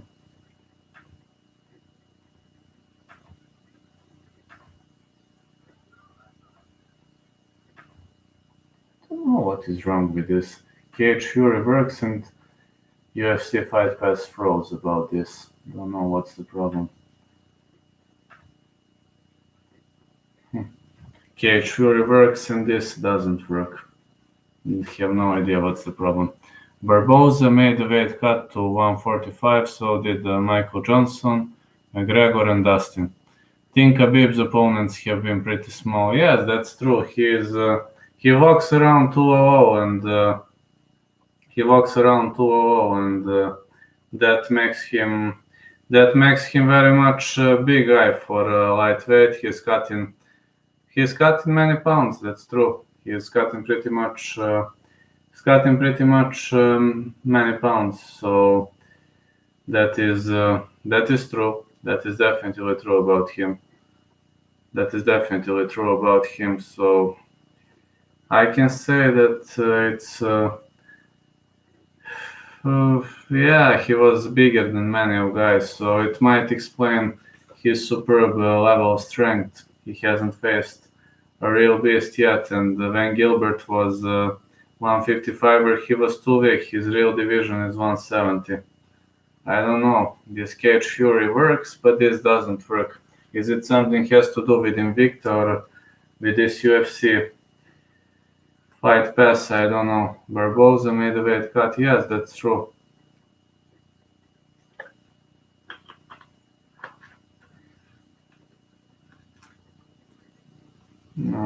Okay.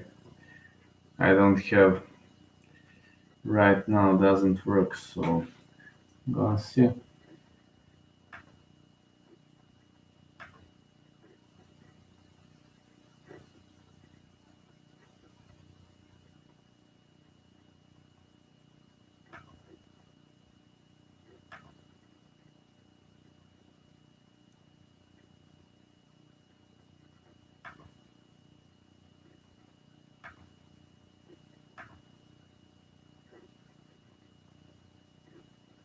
It seems we are not going to watch this one. Shit.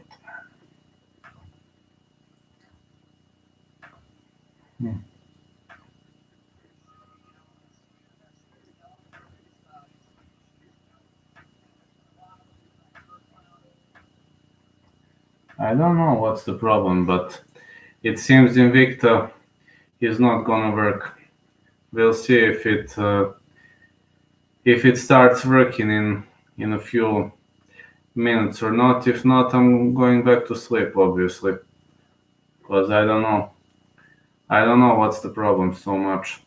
Right now, I switched to Cage Fury, and Cage Fury kind of works at the moment, but unfortunately, Invicta not working. Don't know whether I have UFC on Fight Pass, so we'll see what's the problem. I assume they're going to resolve this.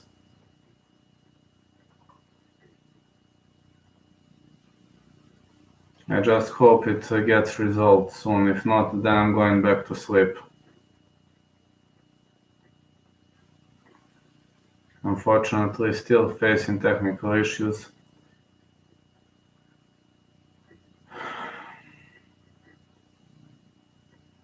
Cage Fury hasn't been for some time, and seems it's drawing much attention at the moment.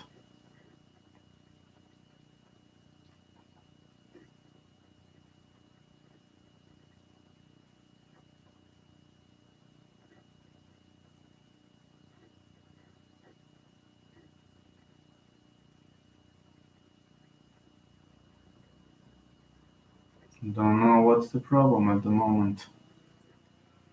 Still not working.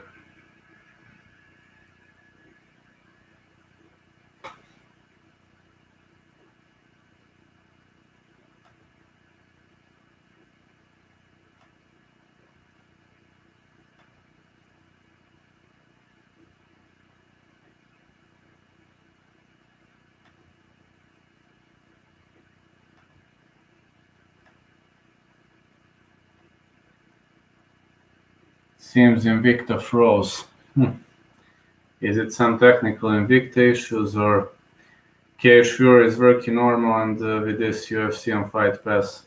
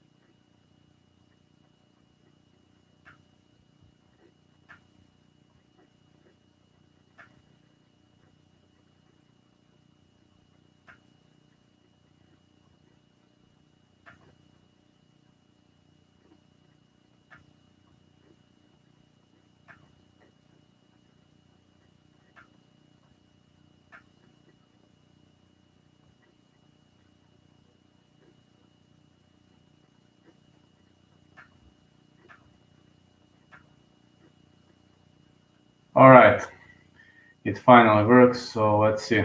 Canuto versus Verzosa. I was finally able to recover it. I don't know what's happening with this Fight Pass, honestly. Really have no idea what's happening, but alright. I'm here again. We're back in the program. So let's see, Canuto is rushing forward. She's really doing a great job here, and as of now, I'm seeing Canuto landing some big shots at the moment, so let's see. She's rushing forward, she's trying to press Verzosa, but let's see. Yeah, big punch again.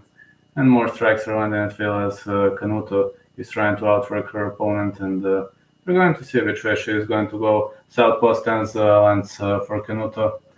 Now she switches back to orthodox. Sorry guys, I was having technical issues. Please, sorry, this UFC Fight Pass froze, so please, sorry. Now Canuto is in southpaw stance. She's going for the legs. Pretty much powerful strikes to the legs and pretty much nasty barbs. Oh yeah, to the body, to the head. Let's see which way is it going to go. Punch to the head by Canuto attempt. Canuto is bleeding.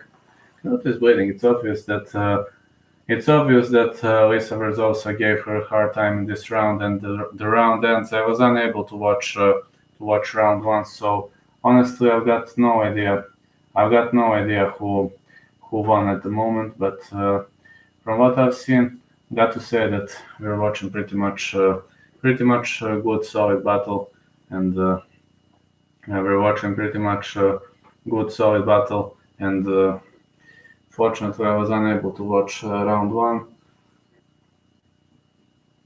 so we're going to see which way is it going to go.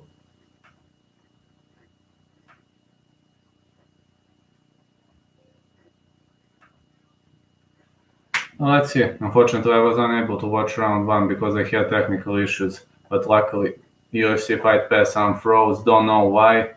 I live in damn Serbia, so it's normal. What else should I say? It's normal here. Such things are pretty much normal to happen. Even if you purchase UFC on Fight Pass, it freezes sometimes, so let's see now. Alright, round 3 is in the books. And I've seen that there is a lot of damage on Raquel Canuto and she's advancing forward. Raquel Canuto shoots in. And the referee says gave 2 rounds to Verzosa, 2 rounds. One referee says it's 1-1. Let's see which way is it going to go. Canuto shoots in, and Canuto has that single leg. It's time for her to advance forward to try to control her opponent. 1-2 lands again. Barboza. Alright, let's see which way is it going to go. Canuto is pressing her. Verzosa with good uppercut. Verzosa is riding on a great uppercut combo, but yeah, big punch again. If it ends early, Walker. If it ends later, Spen. But I don't know. Somehow I was rooting for Walker, but I have a feeling that Spen might surprise him. So let's see. Raquel Canuto again attacks to the body. She's trying to cut her opponent off, pressing her against the fence. Now southpaw stance for Verzosa. Let's see which way is it going to go. Big punch again. middle kick. Oh yeah, fabulous push kick by Rafael Canuto, by Raquel Canuto, and now she's trying to shoot in. Great takedown attempt, but even better sprawling by Verzosa, who remained on her feet. Now she's up, so let's see which way is it going to go. Let's see which way is it going to go. Pretty much good action by Verzosa, a big right and a big high kick by former Paolucci, now Canuto, and let's see, Verzosa looks pretty much slower into this fight. Maybe she worked well in the first round, but I was unable to watch due to technical issues. So 1-2, Paolucci lands another high kick. Oh, Paolucci, she's Canuto now. I can't forget that she has kind of changed her name, and the kick to the body. Pretty much seeing a kick to the body here.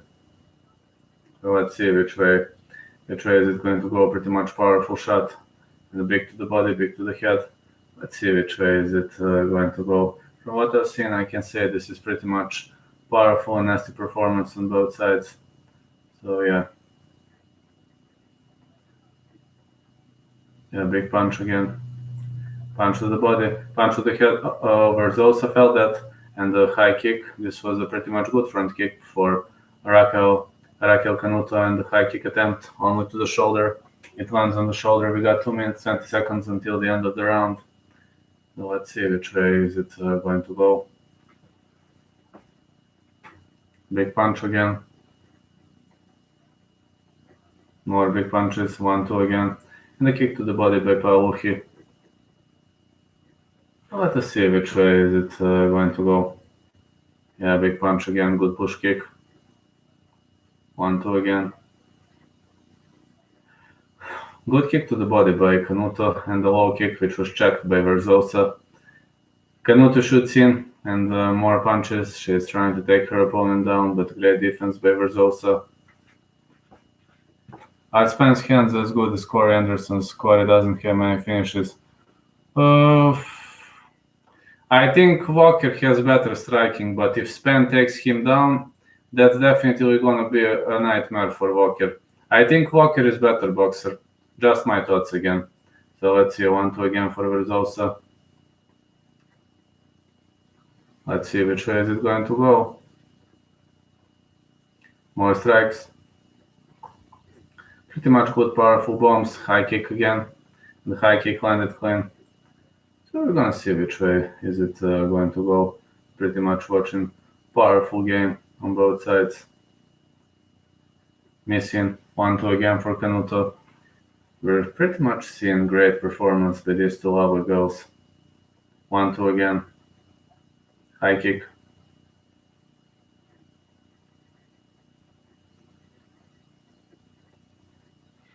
A knee lands for Canuto, and the kick to the body.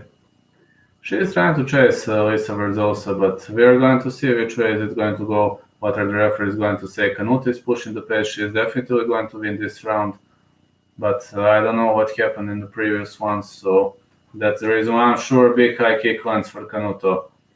Her kicks doesn't have much power inside, but she is landing. She is landing at will. Doing a great job landing.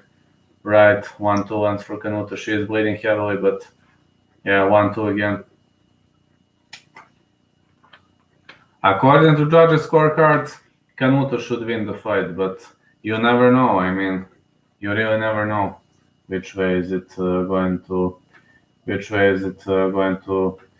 go.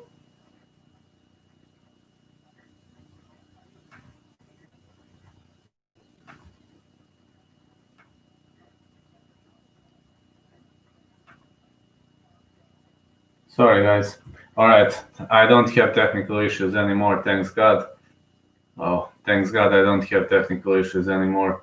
It's kind of fixed. UFC on Fight Pass froze. I don't know why, but unfortunately, I was unable to watch half of the fight. So sorry, lads. I honestly don't know, but we're going to see which way is it going to go. Lisa Verzosa doesn't look too happy, so I assume she assumes she lost the fight. So let's see.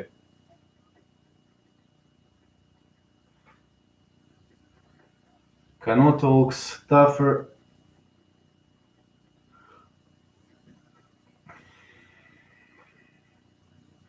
When this ends, I'm just going to sleep when the main event ends.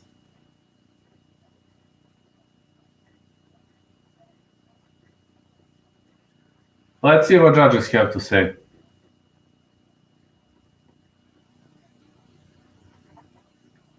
29-28 Canuto. 29-28 Verzosa. 29-28.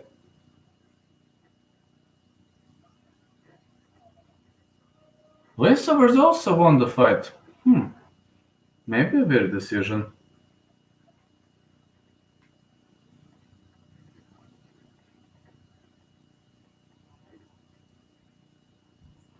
We're gonna see which way is it going to go. Verzosa won the fight. Alright, we only have the main event of the evening between Ashley Cummins and Alicia Zapitella. Battle Angel won the fight. Well, I don't know. She was landing more clean strikes. I was having technical issues heading into this fight, so I'm just hoping it's... Unfortunately, haven't seen much of action. But alright, it is what it is. After this, I will just go to sleep and see which way is it going to go. Anyway, thank you, Contreras, so much. You're awesome. You really are awesome with donations. It helps me a lot, man.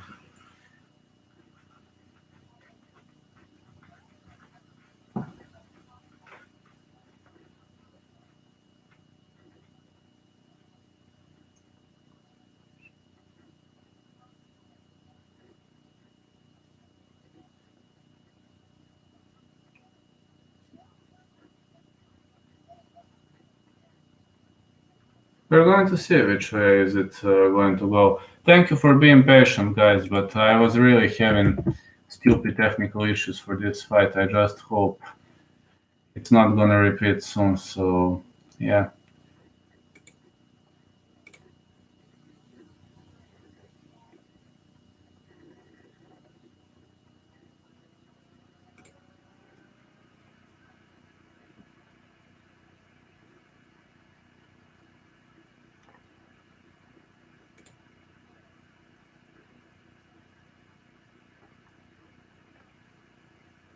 Alright, 55 views. Okay, I'm not unhappy. Not gonna lie. Not unhappy at all. It's going pretty much well. I'm even pleased, man. Yeah, my interview with Gilbert Burns is boosted post. Okay. Lisa Battle Angel also won the fight, and we got 4 decision fights. Maybe in the finals we're going to see. Maybe in the finals we're going to see some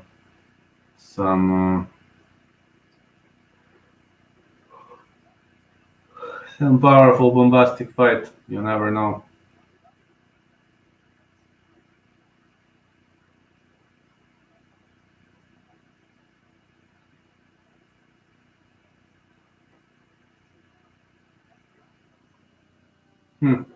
Ashley Cummins squares off against Alicia Zapitella. Unfortunately, Alicia Zapitella defeated Lindsey Van Zandt, so I can't support her. I'm a big fan of Lindsey Van Zandt, and Lindsey Van Zandt is one of my favorite fighters. She has 3 cats.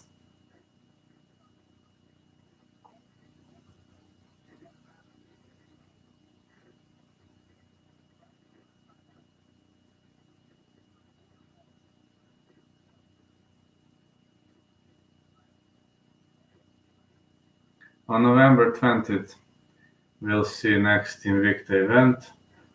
Right, Invicta haven't had many events throughout this year, but yeah, I assume it was a good way to go. That's what I assume it was.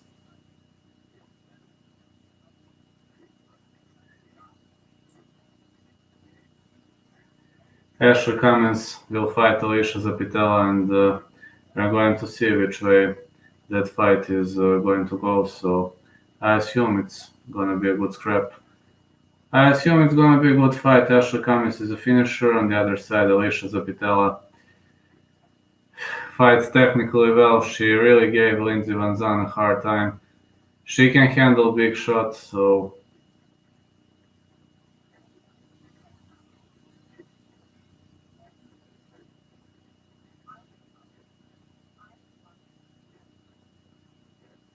let's see who's gonna get the belt, lads.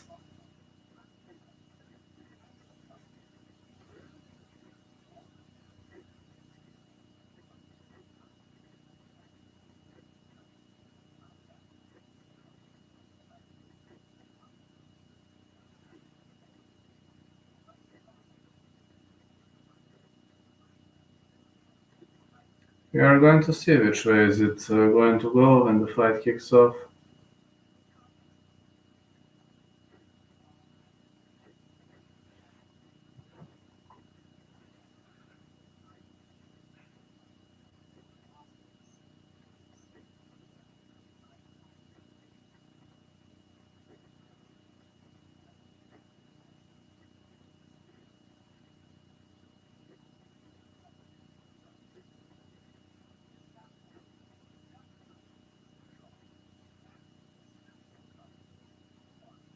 Alicia Zapitella meets Ashley Smashley Cummins. So yeah, we're gonna see which way is it going to go. Alright, my phone lags again. Alright, no problem. Let's see. Let's see who's the next opponent.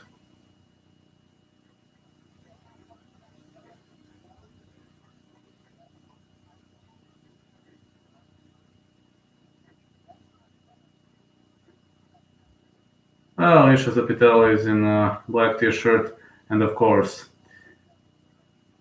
green, yellow and black top. Green, yellow and black for Alicia Zapitella. Green, yellow, black top for Alicia Zapitella. And I assume this is the color of her shorts too. That's the combination she was wearing against Lindsey Van Zandt.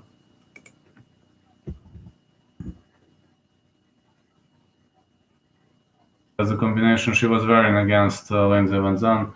Team Scorpion Fighting Systems, Wrestling BGG, Instagram Alicia Zap. So yeah, that's her. And her opponent is going to be Ashley Cummins. I don't know whether it's 3-round or 5-round fight, I'm sure at the moment. Yeah, of course. Green, yellow, and black trunks in top for Alicia Zapitella.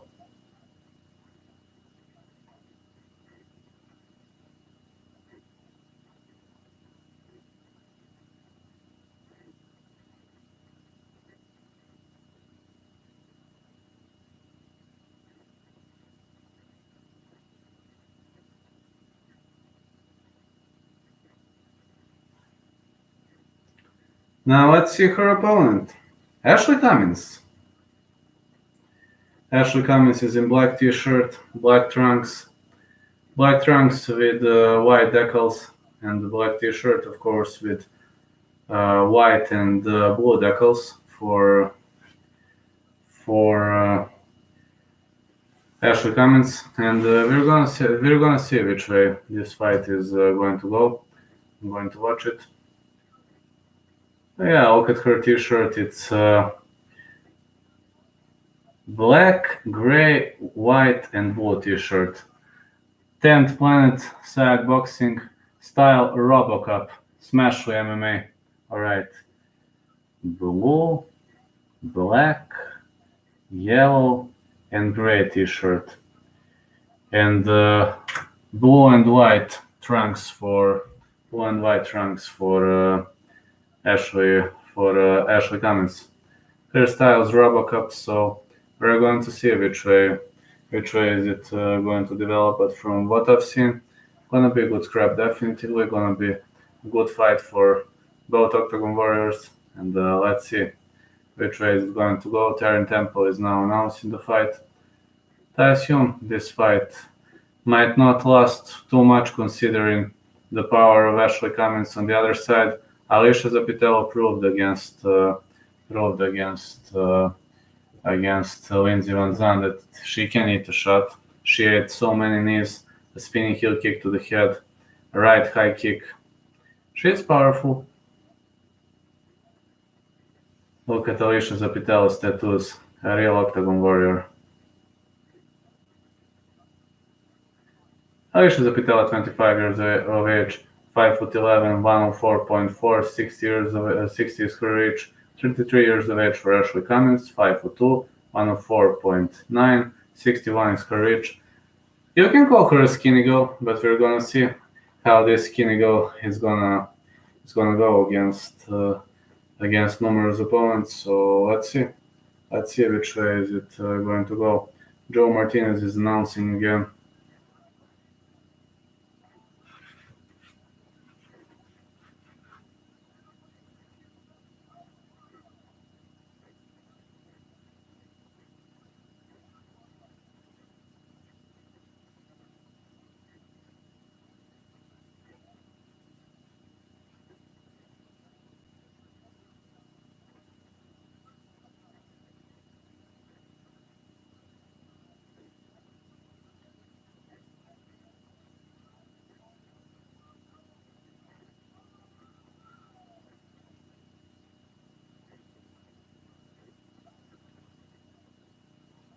Fighting out of the bull corner, it's Alicia Zapitella, 7-1, 1-0 contest, fighting out of Brighton, Michigan. So let's see which way is it going to go.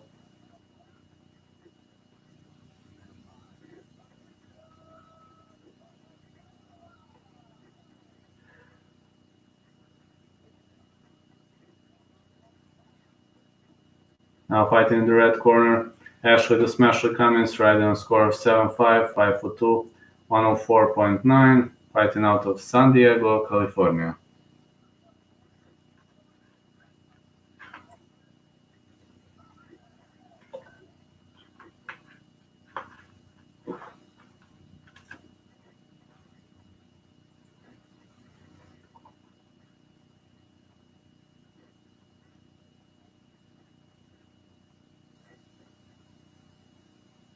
Alright, fighter start gloves.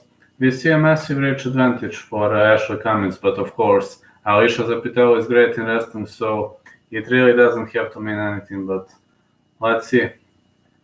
Well, you can say Alicia is doable for a small girl.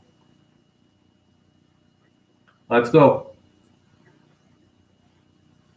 Alicia Zapitella is rushing forward. Butterfly ranks for Alicia Zapitella, black and blue ranks for Ashley Cummins. Ashley Cummins is very, very cautious early on. 1-2 again.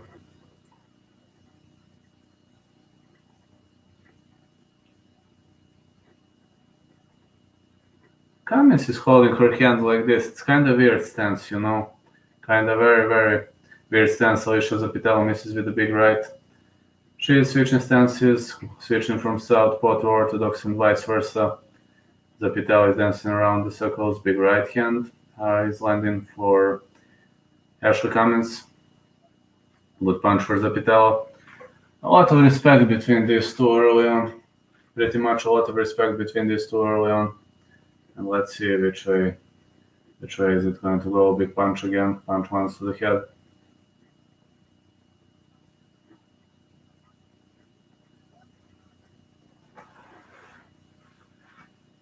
Cummins is kind of holding like this. I don't know. Kind of reminds me of Prohashka with this stance 1-2. Zapitella with a stiff jab. A lot of respect between these two. Kick to the leg by Alicia Zapitella. Zapitella is missing over and over. She is swinging wildly and missing.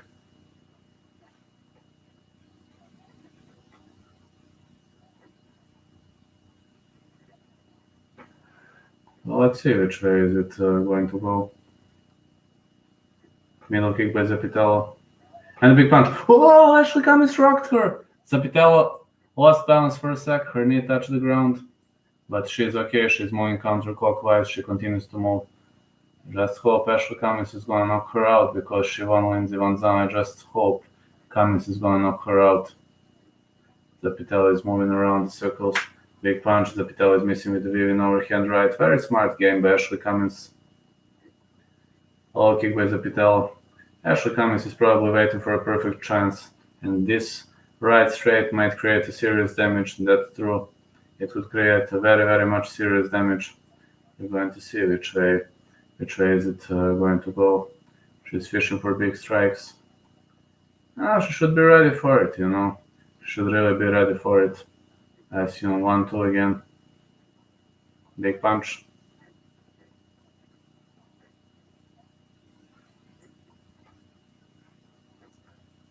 1-2 again, middle kick.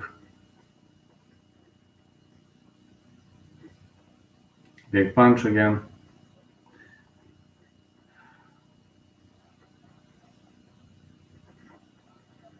Now let's see, Zapitella shoots in. Now she presses Ashley Cummins against the fence. Double unders for Alicia Zapitella. She's very dangerous when it comes to this, when it comes to cage control, when it comes to knees. But got to say, Alicia Zapitella is doing a great job, you know, because Ashley Cummins was able to rotate her pretty much powerful performance by Ashley Cummins.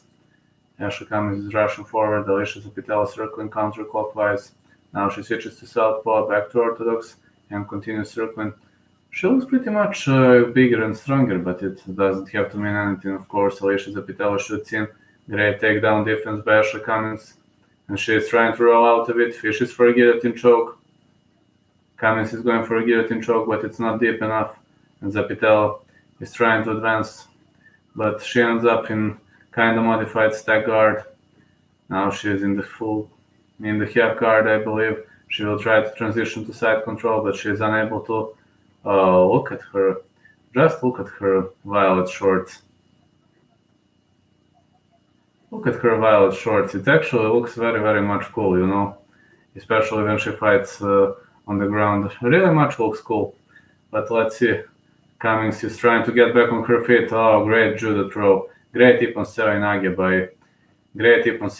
by Alicia Zapitella.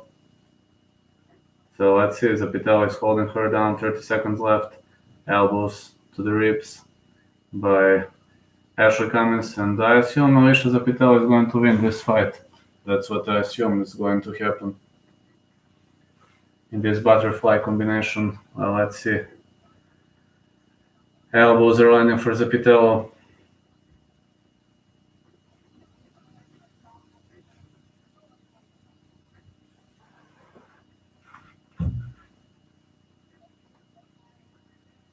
Elbows are landing. Well, Zapitella, maybe she even won this round because of last 90 seconds.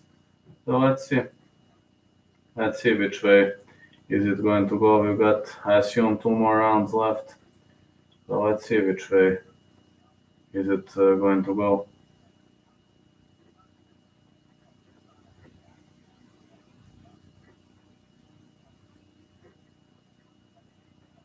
I don't know.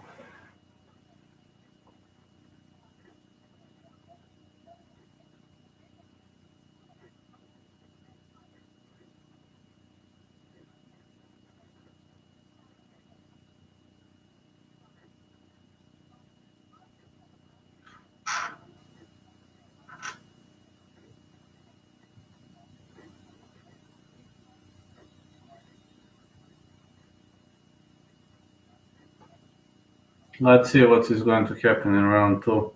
No matches announced in the UFC. Alright. Let's see which way is it going to go. Let's root forward. Ashley Cummins is rushing forward while Zapitella is dancing around the circles. Yeah, interestingly, 2 referees gave round to Cummins, 1 gave to Zapitella. Let's see. Let's see which way is it going to go. As right now, we're watching some really much powerful performance on both sides. But Ashley Cummins is taking part in a tactical battle. We're going to see which way is it going to go. Big Superman punch attempt by Alicia Zapitella, but a big right that drops her by Ashley Cummins, and now Zapitella is shooting in again. She goes for wrestling. She will try to take her down again. A double unders for Ashley Cummins, so I assume Cummins is going to defend this takedown attempt. Ashley Cummins is trying to defend this takedown attempt, but Alicia Zapitella is doing a great job. Actually, big elbow lands. Big elbow landed clean. So let's see which way is it going to go. Pretty much huge work from these two ladies. Seem pretty much powerful game. They're really trying to wrestle each other out, but Alicia Zapitella is trying to clean her off the mat. Ashley Cummins separates and Zapitella misses with a big weaving overhand right. Now let's see which way Ashley Cummins is going to go as Zapitella switches between right and left. Let's see now which way is it going to go. Low kick lands. Big low kick. Pretty much big low kick by Ashley Cummins, but Zapitella is very, very strong fighter. Big right for Zapitella. And as of now, we're seeing 1-2 again. Pretty much 1-2, pretty much good performance on both sides. The big right.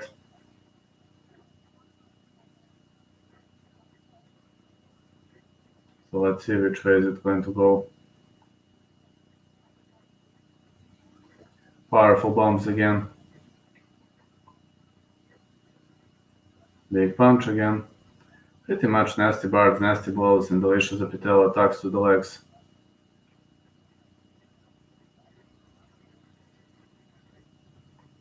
Let's see, again to the body, again to the head. Yeah, stiff jab by Ashley Cummins. Zapitella rushes forward, big right, but it didn't stop her. Now Ashley Cummins is pressing her against the fence. Zapitella keeps going for that judo throw. Now good cage control by Zapitella.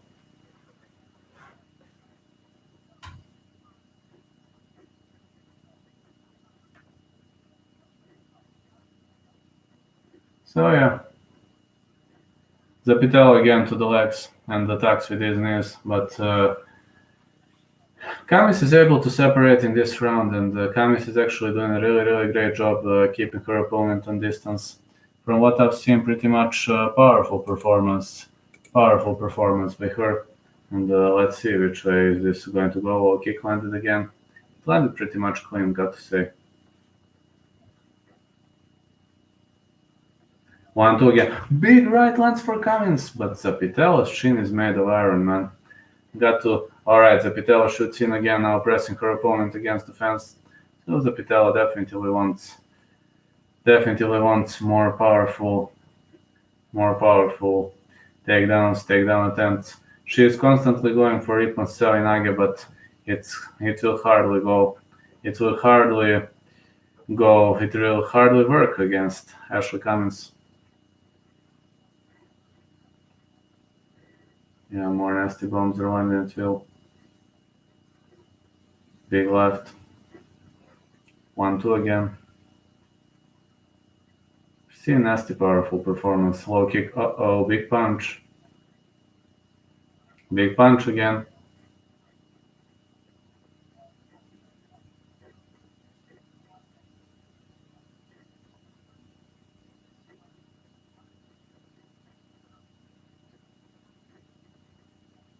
Oh, another big right by Ashley Cummins. Ashley Cummins is really picking her apart with this big right. Low kick again. Another big right by Ashley Cummins. She might knock her out with this punch. Right to the body. And another right to the head. And another right. Alicia Zapitella is swinging wildly and missing. Looks like we will not see knockouts in this event, but actually we had few really much great strikes, you know. He had pretty much a few great strikes, and that's actually the way it goes, you know. That's really actually the way it goes here. We really seen some good action, some good performance on both sides, and these two girls are definitely putting on a show. We can't say we're unhappy with the performance. I'm pretty much pleased with what I've seen at the moment. All right, these girls are really doing a great job. Going to see. I assume this is the final round. I think it's a 3-round fight, but let's see. I'm gonna check now. I think it's a 3-round fight, but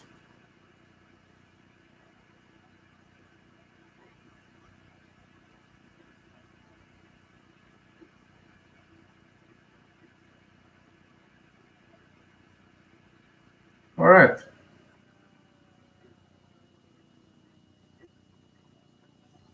All right. Let's see if fighters are rushing forward. We've seen Alicia. Zapitella shoots in again, but Cummins on the break. She defended this. Zapitella misses with a high kick.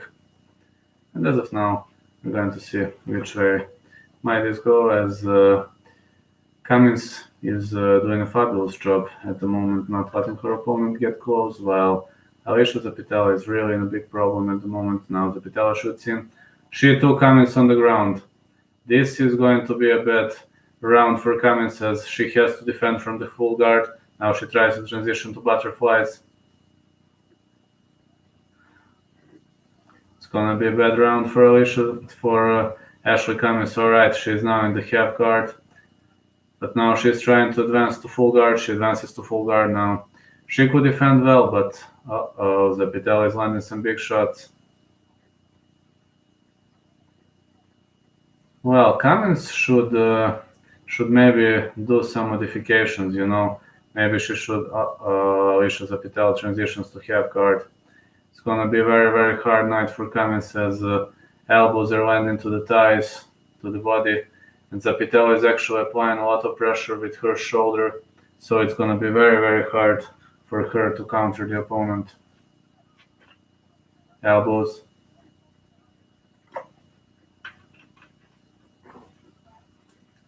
Elbows are landing at will, so yeah, it's a really, really bad night for Alicia Zapitella. So for Ashley Cummins, I mean, this is bad round for her, as Zapitella is raining, pounding these elbows. I can only say that the referee is not going to stand them up, so unless Cummins gets back on her feet, she's going to lose this round. But we're going to see about the other rounds. Some judges gave it to Cummins. I assume Cummins won 2 rounds, so I assume even if she loses this one, it's not going to be terrible for her, but you never know which judge gives advantage in which aspect of the game. Zapitella is trying to press her hard, now trying to transition to side control, but her leg is trapped, which might be a good way for she transitions to side control, and this might be the beginning of big problems for Ashley Cummins, as Zapitella is looking very, very much dominant in this side control. She is now working to lock her opponent into the crucifixion. Another side control, and more elbows to the body are landing at will. So side control, and now she's trying to trap her head. Alicia Zapitella is really landing some nasty elbows here. She's trying to cut her opponent open, but Cummins is pretty much defending solidly. Alright, Zapitella is on the top of her, that's true, but she can't land big, powerful bombs. These elbows are not as hard as she is defending with her hand, holding her hand like this. She is defending all the time. I don't know, maybe Zapitella might go for some submission attempt or whatever, because these elbows are not creating significant damage, but it might leave better impressions on judges' scorecards. So let's see which way is it going to go. Good side control for Alicia Zapitella. I hope Ashley Cummins is going to slip out of it, but she's really facing a hard time, and Alicia Zapitella is working to get into that crucifixion, to that crucifix position, but Cummins is defending well. I mean, Zapitella is on the top of her, that's true, but she didn't make some significant damage, you know. She didn't make some super significant damage, you know. So let's see which way is it going to go.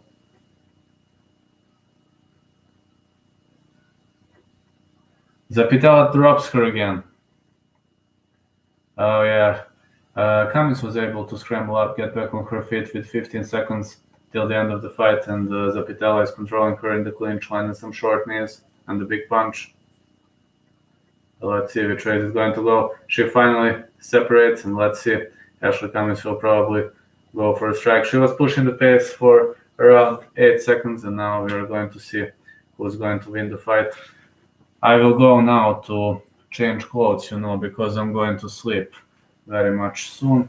Hold on a sec.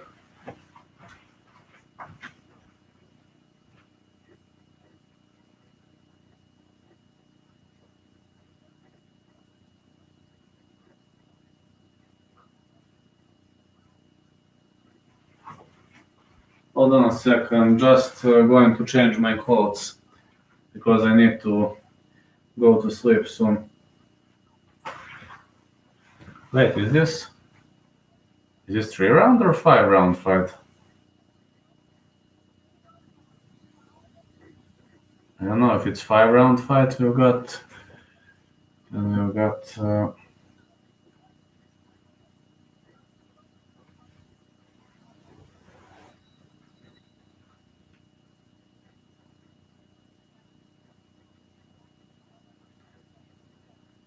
slashing elbow for Ashley Cummins. What? We got 2 more rounds?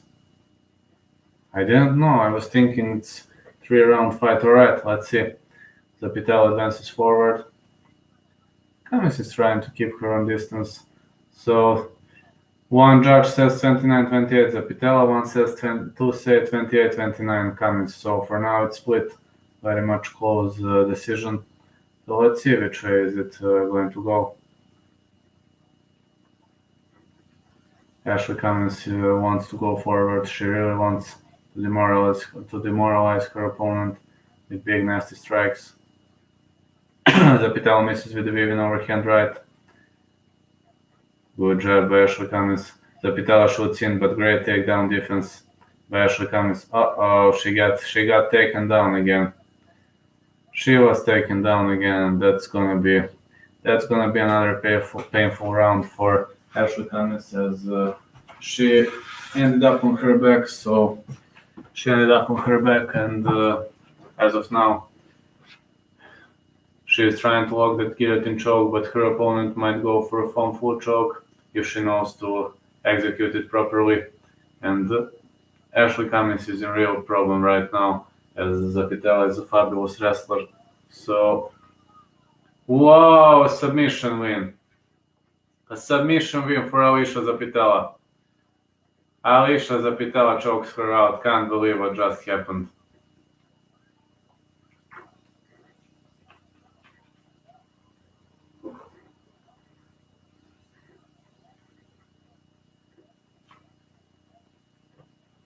What a great submission win by Alicia Zapitella.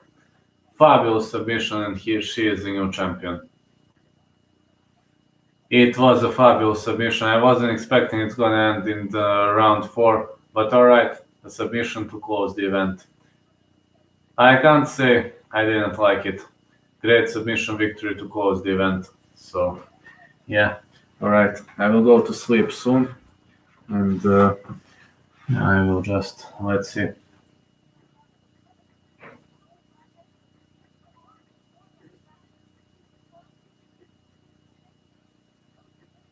I think, yeah, it was a foam full choke. It was foam full choke. Pretty much good transition, but foam full choke from half guard is extremely, extremely hard.